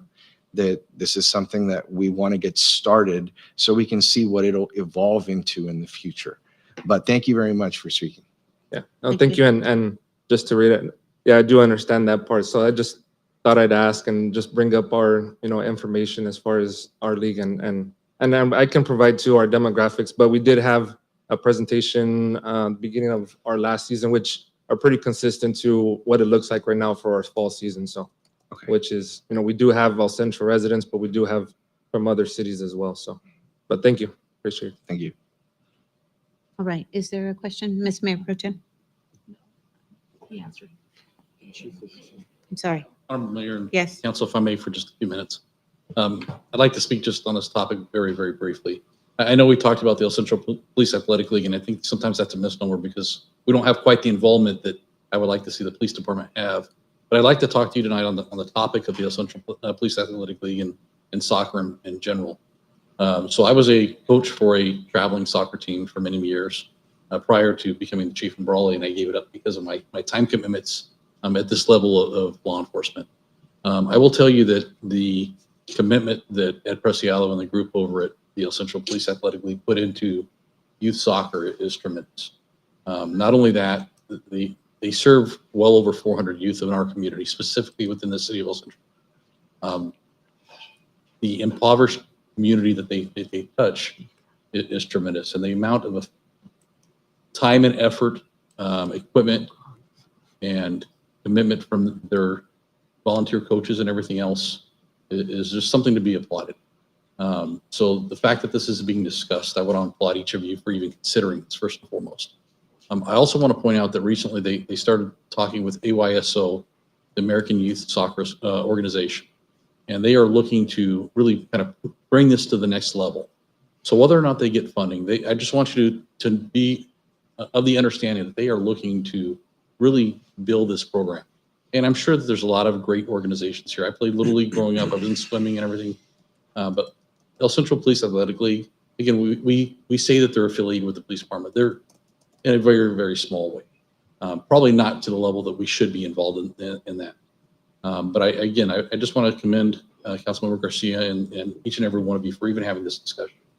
The amount of youth that they touch and all of the programs here in the Valley, and the good that this can do for these programs is just tremendous. So thank you for having the conversation tonight and entertaining this. I think it's very worthwhile. Thank you. Thank you, Chief. All right. Any other questions? Yes. Just one more comment, just a reminder. We work with the leagues a lot in Parks and Recreation, and so we know the needs are definitely there. But also wanted to remind the council that the city does do a lot of work with the leagues. You offer all the field usage for free. The lights are for free. We're investing millions in many of our facilities. And then with PAL specifically, we did award about $7,800 through CDBG, and then the offset to make the $10,000 was through the Friends of El Centro. And so I know you all are committed, and I feel that that steady stream of funds would probably be helpful for them. But I want to remind you too of the commitments you are already making and helping these leagues as well. Thank you. That's it. Thank you. Colleagues, any other questions on this item? I don't have necessarily a question, Madam Mayor, but I do want to make a statement. And the statement is that I have to say thank you for putting this forward. I think that evaluating it in the spirit of what's behind it. I remember the Nothing But Net program at the pavilion, when what we did was we lowered the amount of money that a student or a youth had to pay in order to participate, and it just flooded, right? We had to hire more coaches in order to sustain the amount of youth that were participating, which just goes and shows how sometimes we could price out our youth in our community, and it's no fault of their own. It's just because of inflation. It's because there's a lot of peer pressure. You got to have the really nice shoes, the name brands, the this or that, and parents are trying their best, and so these monies certainly are going to go. And I think if I understand, Councilmember Garcia, that the purpose and the spirit behind this is to ensure that it is going to the youth with the greatest need. It's going to go to the families within our communities, and I have to say that I absolutely stand behind that, and I think it merits to be said that something like this should have been done a long time ago. I'm very glad and thankful that you brought it before us, and that we're able to be alongside you in pushing this forward. And so what I wanted to ask now, as I'm contemplating some of the commentary that were made, and that is my understanding is this would be ongoing, right? It would be Correct. Annual, And right? The reason for that is to give these leagues the assurance and stability that they can keep these kids playing. So they don't have to worry about having to buy jerseys. They don't have to worry about having to get hats for them, things like that. This will make sure that they can take in those children that need it the most, because it will be a commitment that we make ongoing into the future. Does that mean that the allocation to these leagues, it'll stay that way and it's permanent, ongoing, or will it ever come back to us for like reallocation and No, adjustments? definitely. This is a program. This is going to be a city program. We're going to evaluate the leagues. We can, I've already received commitments from the people who run these separate leagues that they will keep us abreast of how many kids are enrolled, how many participate, what the cost was for them. So they are going to be completely transparent and are more than willing to present to us the financials behind it, where the money went, how many kids were served, where they reside. All of that information is going to be provided to us. So then we can make appropriate decisions going on to the future. All right. Well, with that, Madam Mayor and colleagues, I'd love to second, if Mr. Garcia is making a motion, I'd love to second it for our consideration, in that the amount is allocated and that it is distributed the way that he is indicating. However, next year it would come before the council. The amount would stay the same, right? And then it would come before the council to see what that looks like. I would like to add something, please, and absolutely love the spirit of what we have in place. I just want to make sure that this is a given opportunity to all sports to have this opportunity. So if for this year, just hear me out in process, so that for this year, these three would be the identified leagues. Next year, we would open this up again and then have the opportunity for other teams to apply, or would we develop some type of criteria that would allow other nonprofit So sports? again, I'm open to having that sort of discussion. Okay. But for starting this program, I just wanted to cast the largest net. And based off of the amount of participants in these three leagues, we really have the opportunity to reach close to 1,000 children.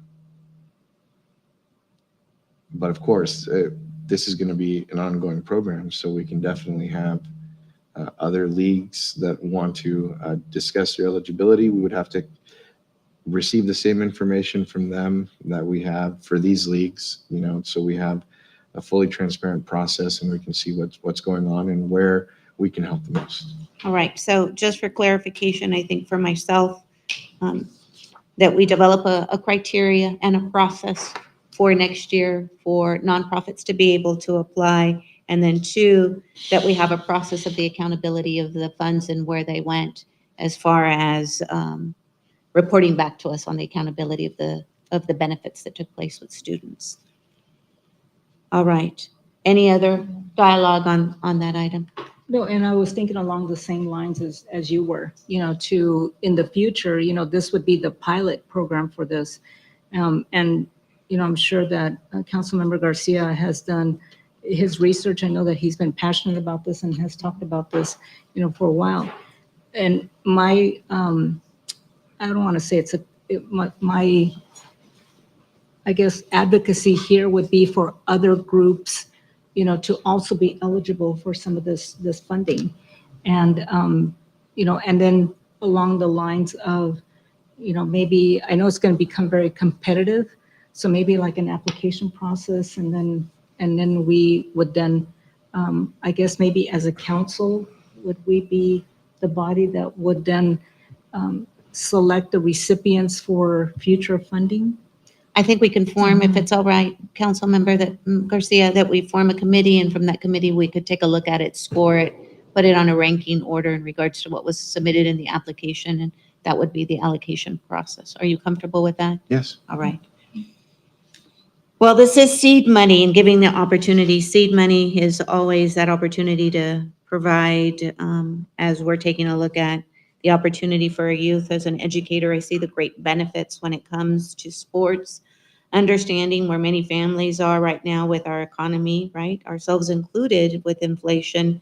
Many families have to determine whether 1 or 2 or 0 kids can participate in sports. So I understand the spirit behind the importance of investing in our youth. All right.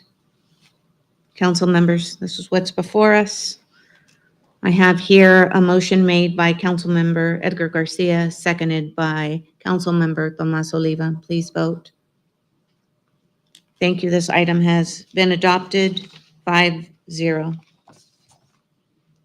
All right, moving us on to agenda item 23, discussion and necessary action regarding the appointment of a voting delegate and alternate for the League of California Cities Annual Conference and Expo, which is September the 20th through the 22nd of 2023 in Sacramento. Councilmember Garcia, you have been a voting delegate and also as our district representative, so you've had that opportunity. Mayor Pro Tem, have you had the opportunity to be a voting delegate? Yes. Thank you. Councilmember Tomas Oliva, have you had the opportunity to be a voting delegate? I don't think so. Maybe. I don't think so. I need a yes or a no. Have I before? No, I don't think I have. All right. That I remember. No, I have not. All right. And Ms. Sonia, I know you're new to Short our memory council. So at this point then, Mr. Oliva, I'll go ahead and appoint you as our voting delegate. And Ms. Sonia Carter, you will be the alternate at California League of Cities at our conference. Okay? All right. We need a vote on that? I'm sorry. Thank you. All right. Do I have a motion? You mean we just can't say okay? No. All right. Motion made by our Mayor Pro Tem Silvio Marroquin. Councilmember Edgar Garcia, please vote. All right. Item passes. Do us right, Got it. Councilmember. We're gonna do it. All right. Legislative action. I'll go ahead and there's nothing to report there, but maybe from our committee report. Informational items are 24 through 27. All right. Fellow council members, it's 8:15. Task force reports at this time. Please, let's be conscientious with our time. And I would like to adjourn our meeting as scheduled here at 8:30. Councilmember Sonia Carter, is there anything that you would like to report at this time? Yes, just briefly, hit on Christmas in July. That was a very nice event. And we had our hospital meeting and I was a judge for the talent show for the LGBTQT. That was very nice talent in our community. We also had our transportation community meeting, very informative. David did a very nice job informing us of the transportation here in the Imperial Valley. And I said the Imperial Valley because he talked about everybody, and now everybody wants to get on board. So it's very nice that everybody wants to have an opportunity to have David speak. Then I've been attending the Woman on Top. It's a Learning into Leadership program. It's different meetings with ladies that are just getting into leadership and learning different things from them, and it's been phenomenal. So I'm like learning from them. And well, they say we're learning from each other. And then I attended the air pollution meeting that was online. That's to tell us that we're going to now do our committees. So that's going to be coming up now as well. And I think that's about it. Right. Pass the fort. All right, colleagues, since our last meeting, as you know, during the summer, a lot of committees go dark. And so really my focus, shocking enough, has been the hospital. I've been focusing on that, AB 918. And so since we last met, my time has been spent doing interviews with different media outlets to make sure that what is being reported to the public, which is an important role that our media plays in making sure that the information given to them is accurate. So I've made sure to sit down and answer questions from the media to make sure that the activities and the actions and the realities of the hospital is what's being conveyed to the public, right? We recently, or the board recently passed the budget for El Centro Regional Medical Center, which looks far healthier than the previous years that it has been managed. And so that certainly is something that should be conveyed to the public. AB 918, as you know, is the piece of legislation that Assemblymember Garcia has authored and has gone through the entire system, has not received a single no vote. It has been supported by both Democrats and Republicans in the Assembly, the Senate Policy Committee. It has received, I believe, over a dozen supporting entities behind it. And so it was heard this week in Senate Appropriations, and like many bills right now during the process, I believe all but two bills that they heard, which was over 220 something bills, were put into the suspense file, which is classic for the process. And those bills will get taken up later this month, early next month, to move forward in the process. And so we met with Assemblymember Garcia again today, I believe, to speak out and work out some potential amendments that might be coming up very soon. These are amendments that are not necessarily a secret, but they're just, we're working with, again, Pioneers Memorial Healthcare District to make sure that we are all hand in hand moving forward this piece of legislation so that we can get our medical system and our healthcare system in Imperial Valley back on track, healthy, and ready to grow and to be there when we need it. And so the last thing that I will say, because those are the more formal meetings that take place, I did want to recognize the event that happened this morning, and I say it just so because it hit home, and I do want to just recognize the public safety folks that were here. As many of you know, there was a tragic fire that took place in the city of El Centro. A building was basically destroyed, and that is still ongoing as to what happened there. But that's how today started, and it was shocking to a lot of folks. And so when I get there, or when I arrived this morning, I could say that it was the smell, right? Like I am not in the public safety arena, and so I'm not a firefighter. I have to say, I was not used to that smell, Chief. I will tell you that. But it was just kind of shocking to see an entire building just charred. And what I will say is, I am very thankful for you, Chief, and your department for having responded so quickly, to have been there to contain it, because when you see as much devastation as that took place, you recognize that it could have been far worse. right? And so that being one part, and the other part was the fact that one employee of the building stood by herself, and you and I walked up to her to see how she was doing, and I couldn't help but just feel the severity of it, of her just breaking down, to have seen her place of work. But for her and for many others, it's not just a place of work, right? It's a building of service that they seek out that is no longer going to be there, right? It's a place of service that of medical, facility that now they will have to travel to either Riverside or San Diego to get. And so for her, it's a reflection of just, the tragedy, the devastation. And so, I have never had a tragedy like that happen to me, and I hope none of you ever experienced that, where you come home one day and your house is no longer there, or your office is no longer there. And so she certainly felt that today, and it just hurt me to see one of our fellow residents have to go through that. I hope you all never have to go through that, but when those things do happen, I am thankful for our fire department for having been there, and I hope and wish that employee, all the best. And so thank you for being there. And so, colleagues, with that, I'll conclude. Thank you. Councilmember Garcia? Well, we've had a little bit of a break, but like my colleague said, we've been doing a lot of work with ECRMC and AB 918. It continues to look very promising. It continues to be moved forward.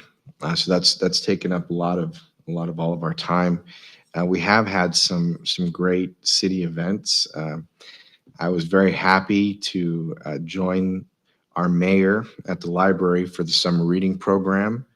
For the end of the summer reading program, it was great to see how many people were participating and all the kids that were there. They were very enthusiastic about the process of reading during the summer, and that's wonderful to see, as it will only help them later on in life.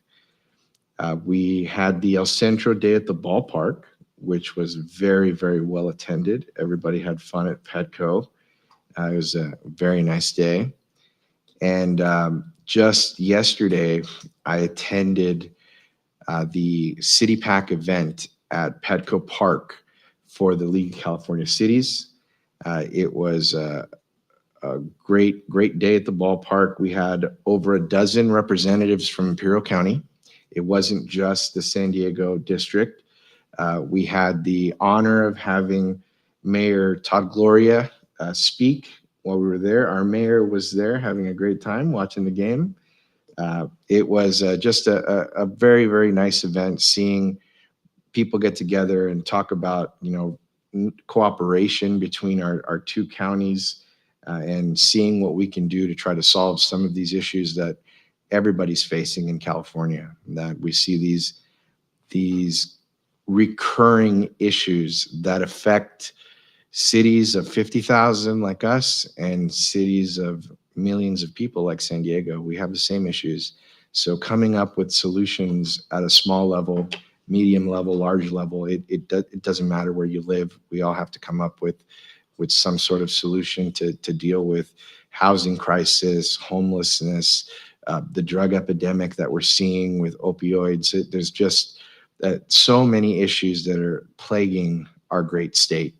And seeing an organization like the League of California Cities get everybody together from different sizes of municipalities in order to discuss how they're dealing with the issues, that exchange of information can only help us really try to address these issues. So it was a good day, but a lot of good discussion, and I'll end it at that.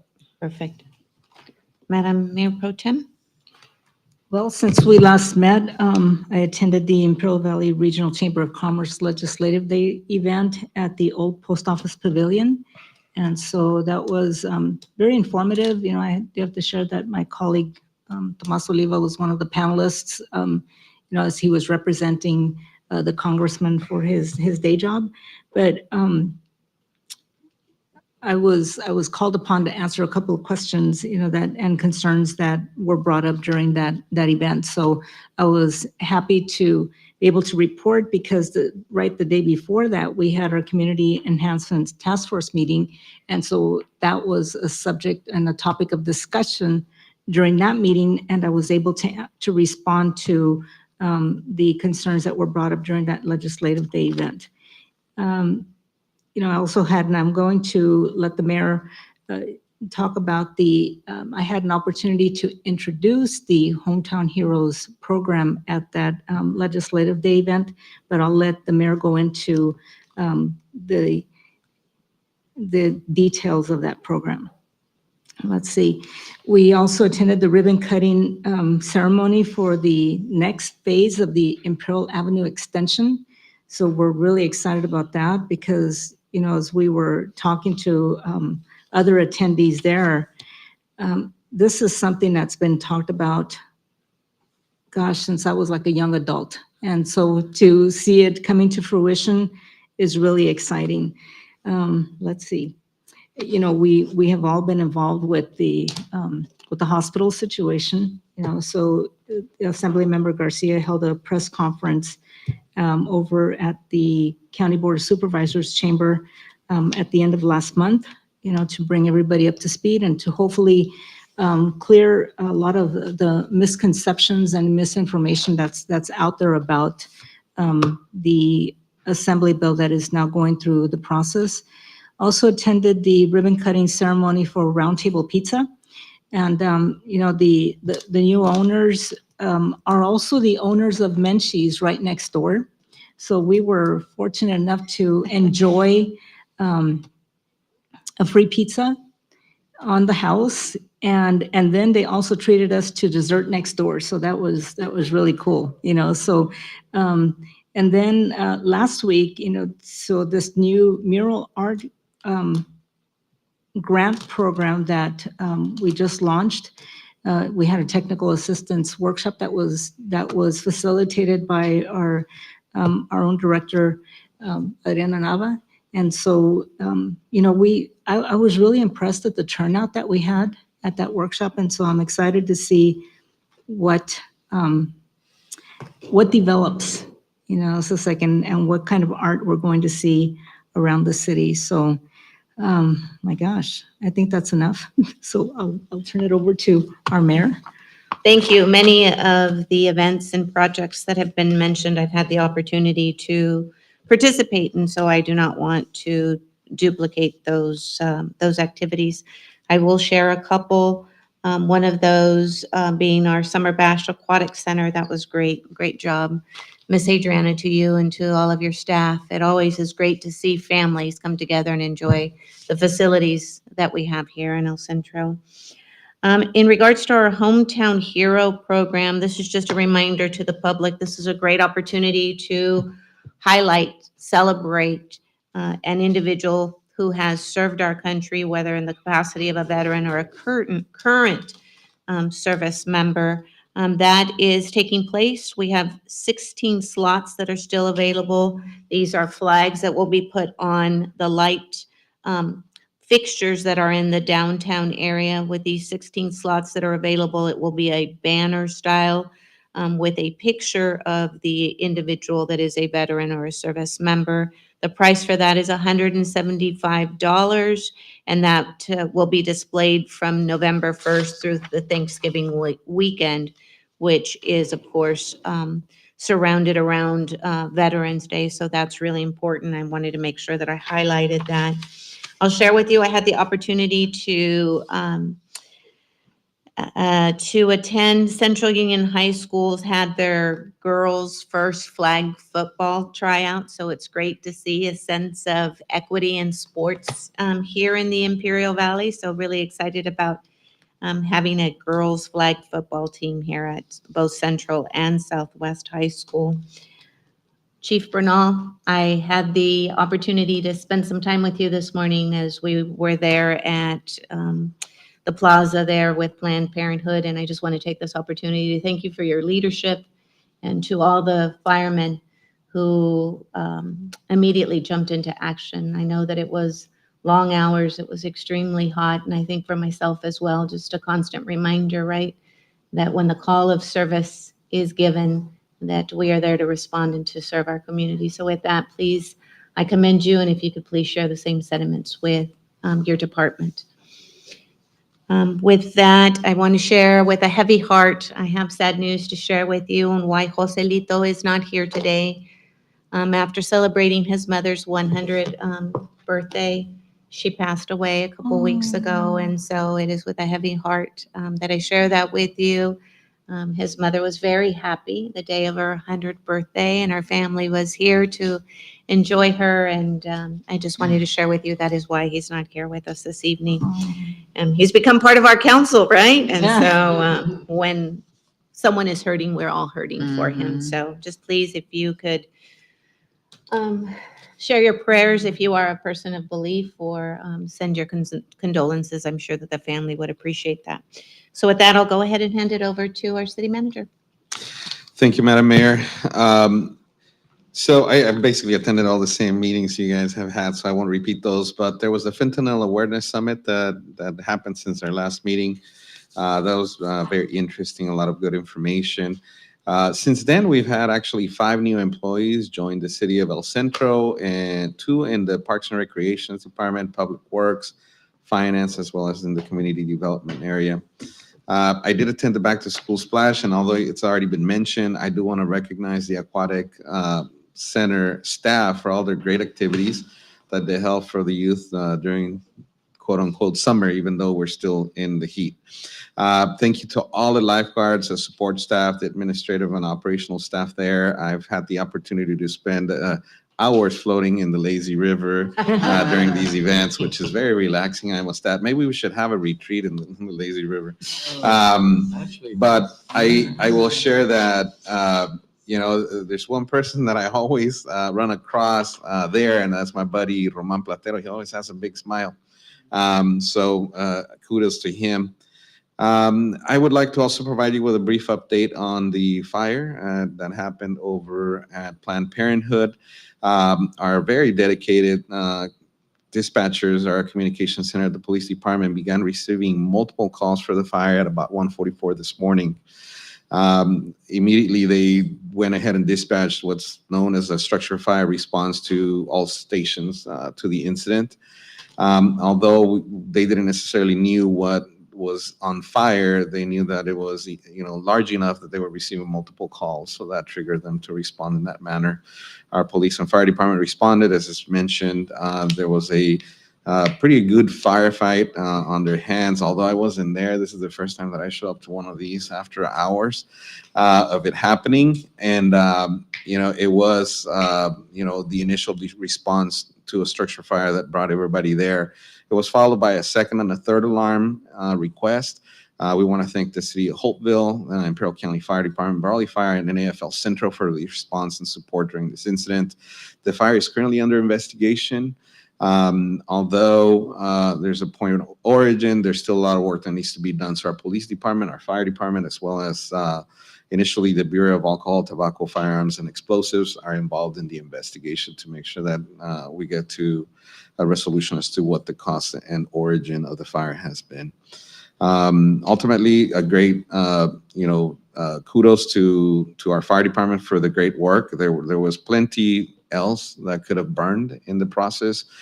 They took an offensive approach to the fire and kept the fire to the location of the incident. Coincidentally, that smell of smoke, sir, I proudly wore it for the rest of the day today. And my daughter would call it the smell of burnt bacon. It did trigger some memories in me. But most importantly, it did, trigger the hard work that the fire department does put in when they respond to one of these incidents. In particular, when it's large enough that it requires help from the outside of the city. So, end of report. All right, ladies and gentlemen, it's 8:32. This meeting is adjourned. Go home and enjoy your families.